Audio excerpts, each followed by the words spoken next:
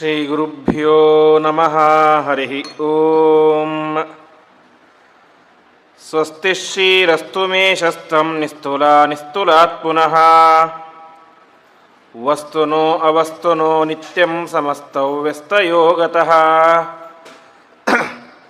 ಯಯೈವೇದಂ ಸಚ್ಚಿನ್ನಿರುಪಮನಿಜಾನಂದನಿರತಂ ಪರಬ್ರಹ್ಮಾಪ್ಯಾದೌ ಗುಣಸಮತನೋರಾಪ್ಯಸೃಜತಿ ಅವತ್ಯತ್ತಿ ಪ್ರೇಷ್ಠಾನ್ ಪದಮಪಿ ನಯತ್ಯಸ್ತವಿಪದಃ ಪರಬ್ರಹ್ಮಾಣಿ ಸಾನನು ವಿಜಯತೆ ಮಧ್ಹೃದಿ ಸದಾ ಸ್ವಾಂತಸ್ಥಾನಂತಶಯ್ಯಾಯ ಪೂರ್ಣಜ್ಞಾನರಸಾರ್ಣಸೇ ಉತ್ತುಂಗವಕ್ತರಂಗಾಯ ಮಧ್ವದುಗ್ಧಾಬ್ಧಯೇ ನಮಃ.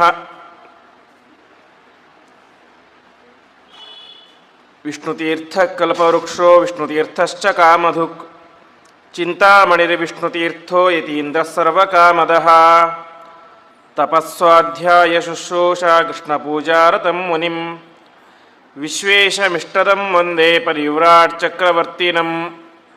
ಶ್ರೀಗುರುಭ್ಯೋ ನಮಃ. ಹರಿ ಓಂ.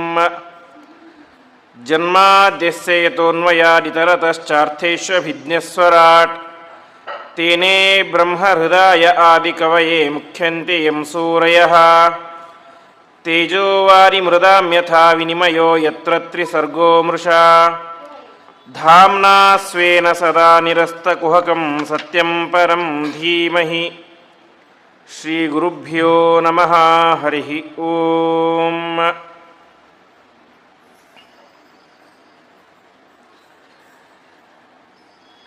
ಭಾಗವತ ಸಪ್ತಾಹ ಪ್ರವಚನದ 2ನೇ ದಿವಸ ನಾವೆಲ್ಲ ಸೇರಿದ್ದೇವೆ. ನಿನ್ನೆ ದಿವಸ ನಾವು ಕೇಳಿದಂತೆ ಆ ಕರ್ದಮ ಪ್ರಜಾಪತಿ ಮತ್ತು ದೇವಹೂತಿ ದೇವಿಯರು. ದೇವಹೂತಿ ಯಾರು ಅಂತಂದರೆ ಸ್ವಯಂಭೂಮನು ಮತ್ತು ಶತರೂಪಾದೇವಿಯರ ಮಗಳು. ಆ ದೇವಹೂತಿ ಮತ್ತು ಕರ್ದಮರಲ್ಲಿ ಒಟ್ಟು 9 ಜನ ಹೆಣ್ಣು ಮಕ್ಕಳು ಹುಡ್ತಾರೆ ಮತ್ತು ಒಬ್ಬ ಗಂಡು ಮಗು ಅಂತಂದರೆ ಸಾಕ್ಷಾತ್ ಪರಮಾತ್ಮ ಕಪಿಲನಾಮಕನಾಮಿಯಲ್ಲಿ ಅವತಾರ ಮಾಡಿದ ಅಂತ ಇಷ್ಟು ವಿಚಾರ ಆಗಿತ್ತು. ಮುಂದೆ ಚತುರ್ಥ ಸ್ಕಂದ ಎಂಬುದು ಪ್ರಾರಂಭ ಆಗುತ್ತೆ. ಆ ದೇವಹೂತಿ ದೇವಿ ಮತ್ತು ಕರ್ದಮರ 9 ಜನ ಹೆಣ್ಣು ಮಕ್ಕಳಲ್ಲಿ ಒಬ್ಬಳು ಅನಸೂಯ ಅಂತ, ಹೆಸರಿಗೆ ತಕ್ಕಂತೆ ಅವಳು ಇದ್ದಳು. ಅಸೂಯೆ ಯಾರಲ್ಲಿ ಇರೋದಿಲ್ಲ ಅವಳು ಅನಸೂಯ ಅಂತ. ಹಾಗೆ ಅನಸೂಯ ಒಳ್ಳೆ ಉತ್ತಮವಂತಹ ಹೆಣ್ಣು. ಅವಳನ್ನು ಅತ್ರಿ ಋಷಿಗಳು ಮದುವೆ ಆಗ್ತಾರೆ ಅಂತೆ. ಅತ್ರಿ ಋಷಿಗಳು ಮತ್ತು ಅನಸೂಯ ದಂಪತಿಗಳು.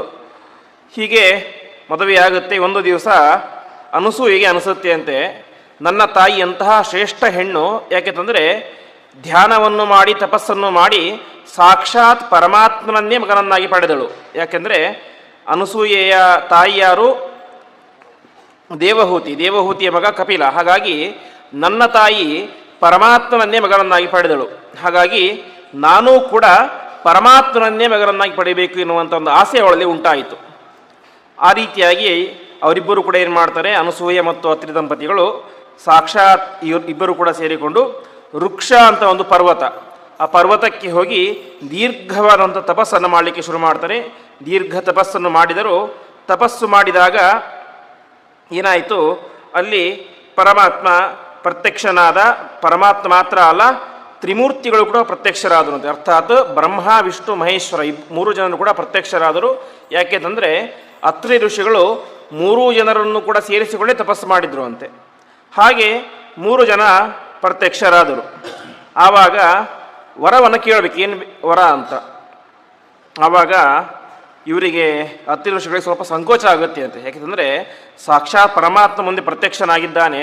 ಅಂತಹ ಪರಮಾತ್ಮನ ಹತ್ರ ಹೋಗಿ ಪರಮಾತ್ಮ ನೀನೇ ಮಗನಾಗಿ ಹುಟ್ಟುವುದಂದರೆ ಅದು ಸ್ವಲ್ಪ ದೊಡ್ಡ ಕೆಲಸ. ಯಾಕೆಂದರೆ ಪರಮಾತ್ಮ ಸರ್ವೋತ್ತಮನಾದಂತಹ ವ್ಯಕ್ತಿ. ಅತ್ರಿ ಋಷಿಗಳು ಒಬ್ಬ ಸಾಮಾನ್ಯ ಋಷಿಗಳು. ಹಾಗಾಗಿ ಅವರಿಗೆ ಸ್ವಲ್ಪ ಸಂಕೋಚ ಆಯಿತು ಅಂತೆ. ಅದಕ್ಕೆ ಅವ್ರು ಕೇಳ್ತಾರೆ, ಪರಮಾತ್ಮ ನನಗೆ ನಿನ್ನಂತಹ ಮಗ ಬೇಕು ಅಂತ ಕೇಳ್ತಾನೆ ಅಂತೆ. ಅದಕ್ಕೆ ಪರಮಾತ್ಮ ಹೇಳ್ತಾನೆ, ನನಗೆ ಸಮಾನರಾದಂಥವ್ರು ಯಾರೂ ಕೂಡ ಇಲ್ಲ. ಪರಮಾತ್ಮನಂತಹ ಮಗ ಬೇಕು ಅಂತಂದರೆ ಯಾರು ಬರಬೇಕು? ಪರಮಾತ್ಮನೇ ಹುಟ್ಟಬೇಕು. ಹಾಗಾಗಿ ಪರಮಾತ್ಮ ಅವರಲ್ಲಿ ದತ್ತ ಎನ್ನುವಂತಹ ರೂಪದಿಂದಾಗಿ ಅವತಾರವನ್ನು ಮಾಡ್ತಾ ಇದ್ದಾರೆ. ಆಮೇಲೆ ರುದ್ರದೇವರು ಮತ್ತು ಬ್ರಹ್ಮದೇವರು ಕೂಡ ಹುಟ್ಟುತ್ತಾರೆ. ರುದ್ರದೇವರು ಯಾವ ರೀತಿ ಹುಟ್ಟಿದ್ರು ಅಂತಂದರೆ ದೂರ್ವಾಸ ಎನ್ನುವಂಥ ಹೆಸರಿನಿಂದಾಗಿ ಅತ್ರಿ ಋಷಿಗಳಲ್ಲಿ ರುದ್ರದೇವರು ಅವತಾರವನ್ನು ಮಾಡ್ತಾ ಇದ್ದಾರೆ. ಇನ್ನು ಬ್ರಹ್ಮದೇವರಿಗೆ ಹಿಂದೆ ಹೇಳಿದಂತೆ ಭೂಮಿಯಲ್ಲಿ ಅವತಾರ ಇಲ್ಲ, ಬ್ರಹ್ಮಣೋ ನಾವತಾರೋಸ್ತಿ ಅಂತ. ಹಾಗಾಗಿ ಬ್ರಹ್ಮದೇವರು ತಮ್ಮ ಅಂಶವನ್ನು ಚಂದ್ರನಲ್ಲಿ ಇಟ್ಟು ಚಂದ್ರ ಅಲ್ಲಿ ಅವತಾರ ಮಾಡ್ತಾನೆ. ಹೇಗೆ ಹುಟ್ಟಿದ ಅಂತಂದರೆ ಅತ್ರಿ ನೇತ್ರ ಸಮುದ್ಭವ ಅಂತ, ಅತ್ರಿ ಋಷಿಗಳ ಕಣ್ಣಿನಿಂದಾಗಿ ಹುಟ್ಟಿದಂಥವರು ಚಂದ್ರ ಅಂತ ಆಯಿತು. ಹೀಗೆ ದತ್ತ ಅಂದರೆ ದತ್ತಾತ್ರೇಯ ಮತ್ತು ಚಂದ್ರ ಮತ್ತು ದೂರ್ವಾಸ ಅಂತ 3 ಜನ ಮಕ್ಕಳನ್ನು ಆ ಅತ್ರಿ ಮತ್ತು ಅನಸೂಯ ದಂಪತಿಗಳು ಪಡಿತಾ ಇದ್ದಾರೆ ಅಂತೆ. ದೂರ್ವಾಸರು ಅಂತಂದರೆ ತಕ್ಷಣ ನಮಗೆ ನೆನಪಾಗೋದು ಸಿಟ್ಟು ಅಂತ. ದೂರ್ವಾಸರು ಅಂದರೆ ಭಾರಿ ಸಿಟ್ಟು ಅಂತ ನಮಗೆ ಮಹಾಭಾರತದಲ್ಲಿ ರಾಮಾಯಣದಲ್ಲಿ ಪ್ರಸಿದ್ಧವಾಗಿದೆ. ಅವರ ಹೆಸರೇ ಆಗಿದೆ ಅಂತ. ದೂರ್ವಾಸ ಅಂತಂದರೆ ಯಾರು ವಾಸ ಮಾಡ್ತಾ ಇದ್ರೆ ನಮಗೆ ದುಃಖ ಆಗುತ್ತೋ ಅವರು ದೂರ್ವಾಸರು ಅಂತ. ಅರ್ಥಾತ್ ನಮ್ಮ ಮನೆಗೆ ಇವತ್ತು ದೂರ್ವಾಸರು ಬಂದರೆ ನಮಗೆ ಕಷ್ಟ ಕಷ್ಟ ಅಂದರೆ ಸ್ವಲ್ಪ ತ್ರಾಸಾಗುತ್ತೆ ಅಂತ. ಯಾಕಂದರೆ ಅವರನ್ನು ಮ್ಯಾನೇಜ್ ಮಾಡೋದು ತುಂಬ ಕಷ್ಟ, ತುಂಬ ಸಿಟ್ಟು. ಹಾಗಾಗಿ ಯಾರು ವಾಸ ಮಾಡಿದರೆ ಅಲ್ಲಿ ದುಃಖ ಆಗುತ್ತೋ, ತುಂಬ ಕಷ್ಟ ಆಗುತ್ತೋ ಅವರು ದೂರ್ವಾಸರು ಅಂತ ಅವರ ಹೆಸರಿಗೆ ಅರ್ಥವನ್ನು ತಿಳಿಸ್ತಾರೆ. ಈ ರೀತಿಯಾಗಿ 3 ಜನ ಮಕ್ಕಳನ್ನು ಯಾವ ಅನಸೂಯ ಮತ್ತು ಅತ್ರಿ ದಂಪತಿಗಳು ಪಡಿತಾ ಇದ್ದಾರೆ. ಇಷ್ಟಾಯಿತು. ಇದು ಒಬ್ಬ ಮಗಳ ಕಥೆಯಾಯಿತು. ಇನ್ನೊಬ್ಬ ಕೊನೆಯ ಮಗಳು ಯಾರು ಅಂತಂದರೆ ಪ್ರಸೂತಿ ಅಂತ. ಸ್ವಯಂಭೂಮನುಗಳ ಕೊನೆಯ ಮಗಳು 9 ಜನ ಹೆಣ್ಣು ಮಕ್ಕಳಲ್ಲಿ ಕೊನೆಯ ಮಗಳು ಪ್ರಸೂತಿ ಅಂತ. ಪ್ರಸೂತಿ ಶಬ್ದಕ್ಕೆ ಅರ್ಥ ಏನಂದ್ರೆ ಹಡೆಯೋದು ಅಂತ. ಅಂದರೆ ಅವಳು ಸುಮಾರು 16 ಜನ ಹೆಣ್ಣು ಮಕ್ಕಳನ್ನು ಹಡಿತಾಳೆ ಅಂತೆ. ಹಾಗಾಗಿ ಅವಳ ಹೆಸರೇ ಪ್ರಸೂತಿ ಅಂತ. ಈ 16 ಜನ ಹೆಣ್ಣು ಮಕ್ಕಳಲ್ಲಿ ಹಳೆದಂತಹ ಪ್ರಸೂತಿ ಅವಳು ಮದುವೆಯಾದದ್ದು ದಕ್ಷ ಪ್ರಜಾಪತಿ ಅಂತ. ದಕ್ಷ ಪ್ರಜಾಪತಿಯನ್ನು ಮದುವೆಯಾದಳು. ದಕ್ಷ ಪ್ರಜಾಪತಿಯನ್ನು ಮದುವೆಯಾದಳು. ಆವಾಗ 16 ಜನ ಹೆಣ್ಣು ಮಕ್ಕಳನ್ನು ಪಡೆದುಕೊಳ್ಳಲು ಅದರಲ್ಲಿ 13 ಜನರನ್ನು ಯಮಧರ್ಮನಿಗೆ ಮದುವೆ ಮಾಡಿ ಕೊಡ್ತಾ ಇದ್ದಾಳೆ. ಇನ್ನು ಉಳಿದ 2 ಅಗ್ನಿದೇವರಿಗೆ ಮತ್ತು ಪಿತೃದೇವತೆಗೆ ಮದುವೆ ಮಾಡಿ ಕೊಡ್ತಾ ಇದ್ದಾಳೆ. ಕೊನೆಗೆ ಉಳಿದವಳು ಒಬ್ಬಳು ಸತೀದೇವಿ ಅಂತ. ಆ ಸತೀದೇವಿಯನ್ನು ಸಾಕ್ಷಾತ್ ಮಹಾರುದ್ರ ದೇವರಿಗೆ ಮದುವೆ ಮಾಡಿ ಕೊಡ್ತಾರೆ ಅಂತೆ. ವಾಸ್ತವಿಕವಾಗಿ ಮದುವೆ ಮಾಡಿ ಕೊಡಬೇಕಾದ್ರೆ ಅವರಿಗೆ ಇಷ್ಟ ಇರಲಿಲ್ಲ. ರುದ್ರದೇವರಿಗೆ ಮಗಳನ್ನು ಕೊಡಲಿಕ್ಕೆ ಇಷ್ಟವೇ ಇರಲಿಲ್ಲ. ಯಾಕೆಂದರೆ ರುದ್ರದೇವರು ಸದಾಕಾಲ ಸ್ಮಶಾನದಲ್ಲಿ ವಾಸ ಮಾಡ್ತಾ ಇರ್ತಾರೆ.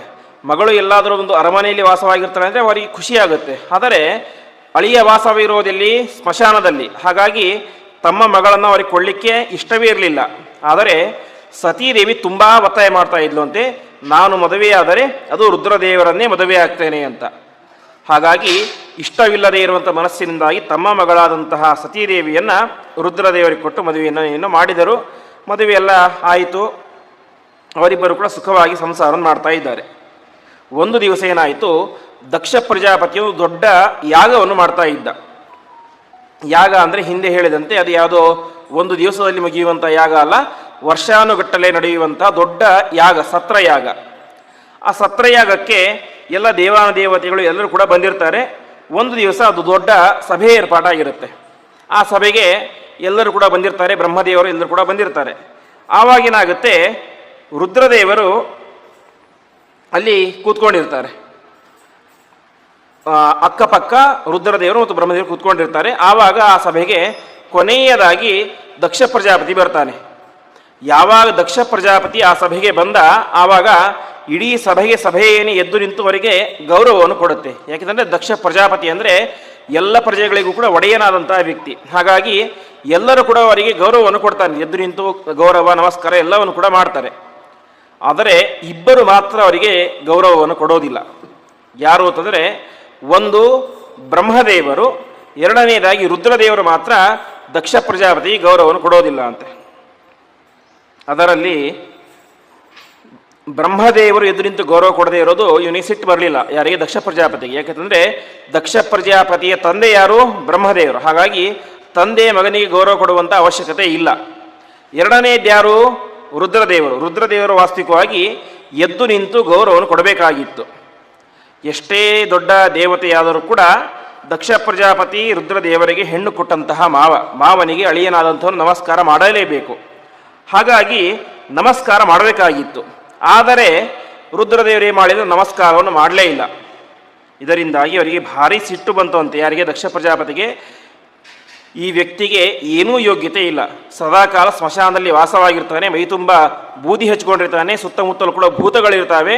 ಇಂತಹ ಪರಮ ಅಮಂಗಳನಾದಂತಹ ಈ ಒಬ್ಬ ವ್ಯಕ್ತಿಗೆ ನಾನು ನನ್ನ ಮಗಳನ್ನು ಕೊಟ್ಟು ತಪ್ಪು ಮಾಡಿಬಿಟ್ಟೆ. ಇವನಿಗೆ ಕನಿಷ್ಠ ಮಾವ ಬಂದಾಗ ಎದ್ದು ನಿಂತು ಗೌರವ ಕೊಡುವಷ್ಟು ಕೂಡ ಸೌಜನ್ಯ ಇಲ್ಲ ಅಂತ ಅವನಿಗೆ ಅನೇಕ ರೀತಿಯಾದ ನಿಂದನೆಗಳನ್ನು ಮಾಡ್ತಾನೆ. ಅಷ್ಟು ಮಾತ್ರ ಕೊನೆಗೆ ಹೇಳ್ತಾನೆ, ಈ ರುದ್ರದೇವನಿಗೆ ಇನ್ನು ಮುಂದೆ ಯಾರೂ ಕೂಡ ಯಜ್ಞದಲ್ಲಿ ಆಹುತಿಯನ್ನೇ ಕೊಡಬಾರದು ಅಂತ ದೊಡ್ಡ ಶಾಪವನ್ನು ಕೊಟ್ಟುಬಿಡ್ತಾನೆ. ರುದ್ರದೇವರಿಗೆ ಇನ್ನು ಮುಂದೆ ಯಾರೂ ಕೂಡ ಆಹುತಿಯನ್ನೇ ಕೊಡಬಾರದು ಅಂತ. ರುದ್ರದೇವರು ಅಲ್ಲಿ ಏನನ್ನೂ ಮಾತಾಡಲಿಲ್ಲ ಅಂತೆ. ಸುಮ್ಮನೆ ಶಾಂತವಾಗಿ ಇದ್ದರೂ ತಮ್ಮಿಂದಾಗಿ ಆ ಯಜ್ಞ ನಿಲ್ಲಬಾರದು ಅಂತ ಅಷ್ಟೇ ಶಾಂತವಾಗಿ ಮನೆಗೆ ವಾಪಸ್ ಬಂದುಬಿಟ್ರು. ತಮ್ಮ ಹೆಂಡತಿ ಹತ್ರ ಕೂಡ ಇದನ್ನು ಏನು ಕೂಡ ಹೇಳಲಿಲ್ಲ, ಸುಮ್ಮನೆ ಇದ್ದರು. ಹಾಗೆ ತುಂಬ ದಿವಸಗಳಾಯಿತು. ಅಷ್ಟಾದ ಮೇಲೆ ದಕ್ಷ ಪ್ರಜಾಪತಿ ಇನ್ನೊಂದು ಯಾಗವನ್ನು ಮಾಡಲಿಕ್ಕೆ ಶುರು ಮಾಡಿದ ಅಂತೆ. ಆ ಯಾಗದ ಉದ್ದೇಶ ಏನು ಅಂತಂದರೆ, ನನ್ನ ಅಳಿಯನಾದಂತಹ ರುದ್ರದೇವರಿಗೆ ಆಹುತಿಯನ್ನು ಕೊಡಬಾರದು, ಅದನ್ನು ನಾನೇ ಶುರು ಮಾಡಬೇಕು ಅಂತ ತಾನೇ ಮಾಡಿದ. ಆ ಯಜ್ಞವನ್ನು ಮಾಡಲಿಕ್ಕೆ ಶುರು ಮಾಡಿದ. ಯಜ್ಞ ಯಾವುದು ಅಂತಲೇ ವಿಷ್ಣು ಯಾಗ ಅಂತ, ಪರಮಾತ್ಮನ ಕುರಿತಾದಂಥ ದೊಡ್ಡ ಯಾಗ. ಆದರೆ ಆ ಯಾಗದಲ್ಲಿ ಏನಿಲ್ಲ, ಪರಮಾತ್ಮನ ಭಕ್ತರಾದಂತಹ ರುದ್ರದೇವರಿಗೇನೆ ಆಹುತಿ ಅನ್ನೋದಿಲ್ಲ. ಕೊನೆಗೆ ಆಯಿತು, ಯಜ್ಞ ಎಲ್ಲ ಪ್ರಾರಂಭ ಆಯಿತು. ದಕ್ಷ ಪ್ರಜಾಪತಿ ಜಗತ್ತಿನಲ್ಲಿ ಇರುವಂತಹ ಪ್ರತಿಯೊಬ್ಬರಿಗೂ ಕೂಡ ಆ ಆಹ್ವಾನ ಕೊಟ್ಟಿದ್ದ. ಆದರೆ ಒಬ್ಬರಿಗೆ ಮಾತ್ರ ಆಹ್ವಾನ ಕೊಟ್ಟಿದ್ದಿಲ್ಲ ಅಂತ. ಯಾರಿಗೆ? ರುದ್ರದೇವರಿಗೆ. ರುದ್ರದೇವರು ಮತ್ತು ತನ್ನ ಮಗಳಾದಂಥ ಸತೀದೇವಿಯನ್ನು ಬಿಟ್ಟು ಜಗತ್ತಿನಲ್ಲಿ ಇರುವಂಥ ಎಲ್ಲರಿಗೂ ಕೂಡ ಆಹ್ವಾನವನ್ನು ಕೊಟ್ಟಿದ್ದ. ಆ ಯಜ್ಞ ಪ್ರಾರಂಭ ಆಯಿತು. ಯಜ್ಞ ಪ್ರಾರಂಭ ಆದಾಗ ರುದ್ರದೇವರ ಲೋಕ ಕೈಲಾಸ ಲೋಕ. ಕೈಲಾಸ ಲೋಕದ ಮುಂದ್ಗಡೆಯಿಂದಾಗಿ ಅನೇಕ ಜನ ದೇವತೆಗಳು ಋಷಿಮುನಿಗಳು ಎಲ್ಲರೂ ಕೂಡ ಒಳ್ಳೊಳ್ಳೆಯ ಬಟ್ಟೆ ಆಭರಣಗಳನ್ನು ಹಾಕಿಕೊಂಡು ಎಲ್ಲೋ ಹೋಗ್ತಾ ಇದ್ದಾರೆ. ಭಾರಿ ಸಂಭ್ರಮದ ವಾತಾವರಣ ಇದೆ. ಸತೀದೇವಿಗೆ ಪಾಪ ಯಾವುದೂ ಗೊತ್ತಿಲ್ಲ. ಎಲ್ಲಿಗೆ ಹೋಗ್ತಾ ಇದ್ದೀರಾ ಅಂತ ಕೇಳ್ತಾರೆ ಅಂತೆ ಎಲ್ಲರಿಗೂ ಕೂಡ. ಅಲ್ಲ, ನಿಮ್ಮ ಅಪ್ಪ ಮನೆಯಲ್ಲಿ ಯಾಗ ಇದೆ ನಿನಗೆ ಗೊತ್ತಿಲ್ಲ ಅಂತ ಕೇಳ್ತಾರೆ ಅಂತೆ. ಕೊನೆಗೆ ಸತೀದೇವಿಗೆ ಭಾರಿ ಬೇಜಾರಾಗ್ಬಿಡುತ್ತೆ ಅಂತೆ. ತಕ್ಷಣ ತನ್ನ ಮನೆಗೆ ಬಂದು ಹೇಳ್ತಾಳೆ, ನೋಡಿ ನಮ್ಮ ಅಪ್ಪ ಯಾಗ ಮಾಡ್ತಾ ಇದ್ದಾರೆ ಅಂತೆ, ನಾವು ತಕ್ಷಣ ನಮ್ಮ ಅಪ್ಪನ ಮನೆಯ ಯಾಗಕ್ಕೆ ಹೋಗೋಣ ಅಂತ ಹೇಳ್ತಾರೆ ಅಂತೆ. ಆವಾಗ ರುದ್ರದೇವರು ಹೇಳ್ತಾರೆ, ನೋಡು ನಿಮ್ಮ ಅಪ್ಪ ನಮ್ಮನ್ನು ಕರೆದೇ ಇಲ್ಲ, ಹಾಗಾಗಿ ನಾವು ಹೋಗೋದು ಬೇಡ ಅಂತ ಹೇಳ್ತಾರೆ. ಆವಾಗ ಸತೀದೇವಿ ಹೇಳುವಂತಹ ಮಾತು, ಅನಾಹುತಾಹ ಅಪ್ಯಭಿಯಾಂತಿ ತೇ ಗೃಹಂ ಭರ್ತು ಗುರೋಹೋ ದೇಹೇ ಕೃತಶ್ಚ ಕೌತುಕಂ ಅಂತ. ಇನ್ನೊಬ್ಬರ ಮನೆಗೆ ಹೋಗಬೇಕಾದ್ರೆ, ಇನ್ನೊಬ್ಬರ ಸಮಾರಂಭಕ್ಕೆ ಹೋಗಬೇಕಾದ್ರೆ ಕರೆದ್ರೆ ಮಾತ್ರ ಹೋಗಬೇಕು. ಆದರೆ 3 ಕಡೆ ಮಾತ್ರ ಕರೆಯದೇ ಹೋಗಬಹುದು ಎಂಬುದಾಗಿ ಹೇಳ್ತಾಳೆ. ಮೊದಲನೇದಾಗಿ ಭರ್ತುಹು ಅಂತ, ಅಂದರೆ ಭರ್ತು ಗಂಡನ ಮನೆ, ತವ್ರ ಮನೆಗೆ ಹೋಗಿರ್ತಾಳೆ. ಗಂಡ ಕರಿಬಾರ್ದು ಅಂತ, ಕರಿಬೇಕಂತ ವೇಟ್ ಮಾಡಬಾರ್ದು ಅಂತೆ, ತನಗೆ ಬರಬೇಕು ಅಂತ ಅನಿಸ್ದಾಗ ಬಂದುಬಿಡಬೇಕು. ಎರಡನೇದ್ದು ದೇಹಕೃತಶ್ಚ ಕೌತುಕಂ, ಗಂಡನ ಮನೆಯಲ್ಲಿ ಇದ್ದಾಗ ತವ್ರ ಮನೆಗೆ ಹೋಗಬೇಕು ಅಂತ ಅನಿಸಿದರೆ ತವ್ರ ಮನೆಗೆ ಕರಿಬೇಕು ಅಂತ ವೇಟ್ ಮಾಡಬಾರ್ದು ಅಂತೆ, ತನಗೆ ಹೋಗಬೇಕು ಅಂತ ಅನಿಸ್ದಾಗ ಅಲ್ಲಿಗೆ ಹೋಗಬೇಕು. ಮೂರನೆಯದ್ದು ಗುರುಗಳ ಮನೆ. ಗುರುಗಳ ಮನೆ ಅಂದರೆ ಇಂತಹ ಮಠ ಮಂದಿರಗಳು, ದೇವಸ್ಥಾನಗಳು, ಅಲ್ಲಿಗೆ ಕರಿಬೇಕು ಅಂತ ಇಟ್ಕೋಬಾರ್ದು. ಯಾವಾಗ ಹೋಗಬೇಕು ಅಂತ ನಮಗೆ ಭಕ್ತಿ ಬರುತ್ತೋ ಆವಾಗ ಅವಶ್ಯವಾಗಿ ಹೋಗಬೇಕು, ನಮಸ್ಕಾರ ಮಾಡಬೇಕು, ಬರಬೇಕು ಅಷ್ಟೇ. ಹಾಗಾಗಿ ದಕ್ಷ ಪ್ರಜಾಪತಿ ನನಗೆ ತಂದೆ, ದೇಹಕೃತ, ದೇಹವನ್ನು ಕೊಟ್ಟಂತಹ ವ್ಯಕ್ತಿ ತಂದೆ. ಹಾಗಾಗಿ ಅವನ ಮನೆಯಲ್ಲಿ ಸಮಾರಂಭ ನಡೀತಾ ಇದೆ. ಹಾಗಾಗಿ ನನ್ನನ್ನು ಕರಿಬೇಕು ಅಂತ ಏನೂ ಕೂಡ ಇಲ್ಲ, ನಾನು ಅವಶ್ಯವಾಗಿ ಹೋಗೇ ಹೋಗ್ತೇನೆ ಎಂಬುದಾಗಿ ಒಂದು ದೊಡ್ಡ ಮಾತನ್ನು ಸತೀದೇವಿ ಹೇಳ್ತಾಳೆ. ಅಷ್ಟು ಹೇಳಿದಾಗ ರುದ್ರದೇವರು ಹೇಳ್ತಾರೆ, ನೀನು ಹೇಳಿದಂತಹ ಮಾತು 100ಕ್ಕೆ 100ರಷ್ಟು ಸತ್ಯ. ಕರೆಯದೇ ಹೋದರೂ ಕೂಡ ಗಂಡನ ಮನೆಗೆ, ತವ್ರ ಮನೆಗೆ, ಗುರುಗಳ ಮನೆಗೆ ಅವಶ್ಯವಾಗಿ ಹೋಗಬಹುದು. ಆದರೆ ಯಾವಾಗ ಹೋಗ್ಬೋದು ಅಂತಂದರೆ, ತೇ ಯತ್ಯನುತ್ಪಾದಿತ ದೋಷ ದುಷ್ಟಯ ಬಲೀಯಸ ಆತ್ಮಬದೇನ ಮನ್ಯುನ ಅಂತ. ಅವರಿಗೆ ನಮ್ಮ ಮೇಲೆ ಸಿಟ್ಟು ದ್ವೇಷ ಇಲ್ಲದೆ ಹೋದರೆ ಅವ್ರ ಮನೆಗೆ ಹೋಗ್ಬೋದು. ತಂದೆಯ ಮೇಲೆ ನಮಗೆ ಸಿಟ್ಟಿದ್ರೆ ಹೋಗ್ಲಿಕ್ಕೆ ಆಗೋದಿಲ್ಲ. ಹಾಗೆ ಇಲ್ಲೇನಾಗಿದೆ, ನಿಮ್ಮ ತಂದೆಯಾದಂತಹ ದಕ್ಷ ಪ್ರಜಾಪತಿಗೆ ನನ್ನ ಮೇಲೆ ಅಪಾರವಾದ ಸಿಟ್ಟಿದೆ, ಅಪಾರವಾದ ದ್ವೇಷ ಇದೆ. ಇನ್ನೂ ಹೇಳಬೇಕು ಅಂತಂದರೆ, ನನ್ನನ್ನು ಅವಮಾನ ಮಾಡಲಿಕ್ಕೆ ಅಂತಲೇ ಅವನು ಈ ಯಾಗವನ್ನು ಮಾಡ್ತಾ ಇದ್ದಾನೆ. ಯಾಗದ ಉದ್ದೇಶ ಏನು? ರುದ್ರದೇವರಿಗೆ ಆಹುತಿಯನ್ನು ಕೊಡಬಾರದು, ಅವರಿಗೆ ಆ ಮೂಲಕ ಅವಮಾನ ಆಗಬೇಕು ಅಂತ. ಹಾಗಾಗಿ ನಿನ್ನ ತಂದೆ ಯಾಗ ಮಾಡ್ತಾ ಇರೋದೇನೆ ನನಗೆ ಅವಮಾನ ಮಾಡಬೇಕು ಅಂತ. ಹಾಗಾಗಿ ನಾವು ಸರ್ವತ ಹೋಗೋದು ಬೇಡ, ಅಲ್ಲಿ ಹೋದರೆ ನಮಗೇನಾಗುತ್ತೆ, ಇನ್ನಷ್ಟು ಅವಮಾನವೇ ಆಗುತ್ತೆ ಹೊರತು ಸನ್ಮಾನ ಏನಾಗೋದಿಲ್ಲ. ಹಾಗಾಗಿ ನಾವು ಹೋಗೋದು ಬೇಡ ಅಂತ ರುದ್ರದೇವರು ತಿಳಿಸ್ತಾರೆ ಅಂತೆ. ಆವಾಗ ಸತೀದೇವಿ ಕೇಳ್ತಾಳೆ ಅಂತೆ, ಸರಿ ನಮ್ಮಪ್ಪ ನಿಮಗೆ ಅವಮಾನ ಮಾಡ್ತಾನೆ ಅಂತ ಹೇಳ್ತಾ ಇದ್ದೀರಿ, ಯಾಕೆ ಮಾಡ್ತಾನೆ ಅವಮಾನ ಅಂತ? ನೀವು ಮಾಡಿದ್ದು ದೊಡ್ಡ ತಪ್ಪು ಅಂತ. ಯಾಕೆಂದರೆ ನಮ್ಮ ತಂದೆ ಬಂದು ನಿಂತಾಗ ನೀವೇ ಮಾಡಲಿಲ್ಲ, ಎದ್ದು ನಿಂತು ಗೌರವವನ್ನು ಕೊಳ್ಳಿಲ್ಲ, ಅದಕ್ಕೋಸ್ಕರನೇ ನಮ್ಮ ತಂದೆಗೆ ನಿಮ್ಮ ಮೇಲೆ ಸಿಟ್ಟು ಬಂದಿದೆ ಅಂತ ಹೇಳ್ತಾಳೆ ಅಂತೆ. ಆವಾಗ ರುದ್ರದೇವರು ಹೇಳುವಂತಹ ಮಾತು, ಪ್ರಾಜ್ಞೇ ಪರಸ್ಮೇ ಪುರುಷಾಯ ಚೇತಸ ಗುಹಾಶಯ ಇವನ ದೇಹಮಾನೇನೆ ಅಂತ. ನೋಡು ಸತೀದೇವಿ, ನೀನು ಹೇಳ್ತಾ ಇರೋ ಸರಿ, ನಾನು ನಮಸ್ಕಾರ ಮಾಡಬೇಕಾಗಿತ್ತು, ಆದರೆ ನಮಸ್ಕಾರವನ್ನು ಯಾರಿಗೆ ಮಾಡಬೇಕು ಅಂತಂದರೆ ಅವರ ಒಳಗಡೆಯ ಇರುವಂತಹ ಅಂತರ್ಯಾಮಿಯಾದಂಥ ಪರಮಾತ್ಮನಿಗೆ ನಮಸ್ಕಾರವನ್ನು ಮಾಡಬೇಕು. ಇವತ್ತು ನಾವು ಯಾರಾದರೂ ಒಬ್ಬ ವ್ಯಕ್ತಿಗೆ ನಮಸ್ಕಾರ ಮಾಡ್ತೀವಿ ಅಂತಂದರೆ ಅದು ಆ ವ್ಯಕ್ತಿಗೆ ನಮಸ್ಕಾರ ಅಲ್ಲ, ಆ ವ್ಯಕ್ತಿಯ ಒಳಗಡೆ ಇರುವಂಥ ಪರಮಾತ್ಮನಿಗೆ ನಮಸ್ಕಾರ ಅಂತ. ಹಾಗಾಗಿ ನಾನು ಪರಮಾತ್ಮನಿಗೆ ನಮಸ್ಕಾರ ಮಾಡಬೇಕಾಗಿತ್ತು. ಇದು ಒಂದು ಕಾರಣ. ಇನ್ನೊಂದು ಕಾರಣ, ನಮ್ಮ ಪಕ್ಕ ಯಾರಾದರೂ ಕೂಡ ದೊಡ್ಡ ಜ್ಞಾನಿಗಳಿದ್ದರೆ ಆವಾಗ ಅವರಿಗಿಂತ ಚಿಕ್ಕ ಜ್ಞಾನಿಗಳು ಬಂದರೆ ಅವರಿಗೆ ನಮಸ್ಕಾರ ಮಾಡುವಂಥ ಅವಶ್ಯಕತೆ ಇಲ್ಲ ಅಂತ. ಈಗ ಒಂದು ದೊಡ್ಡ ಸಭೆ ನಡೆದೇ ಇರುತ್ತೆ, ಅಲ್ಲಿ ಸ್ವಾಮಿಗಳು ಕೂತ್ಕೊಂಡಿರ್ತಾರೆ.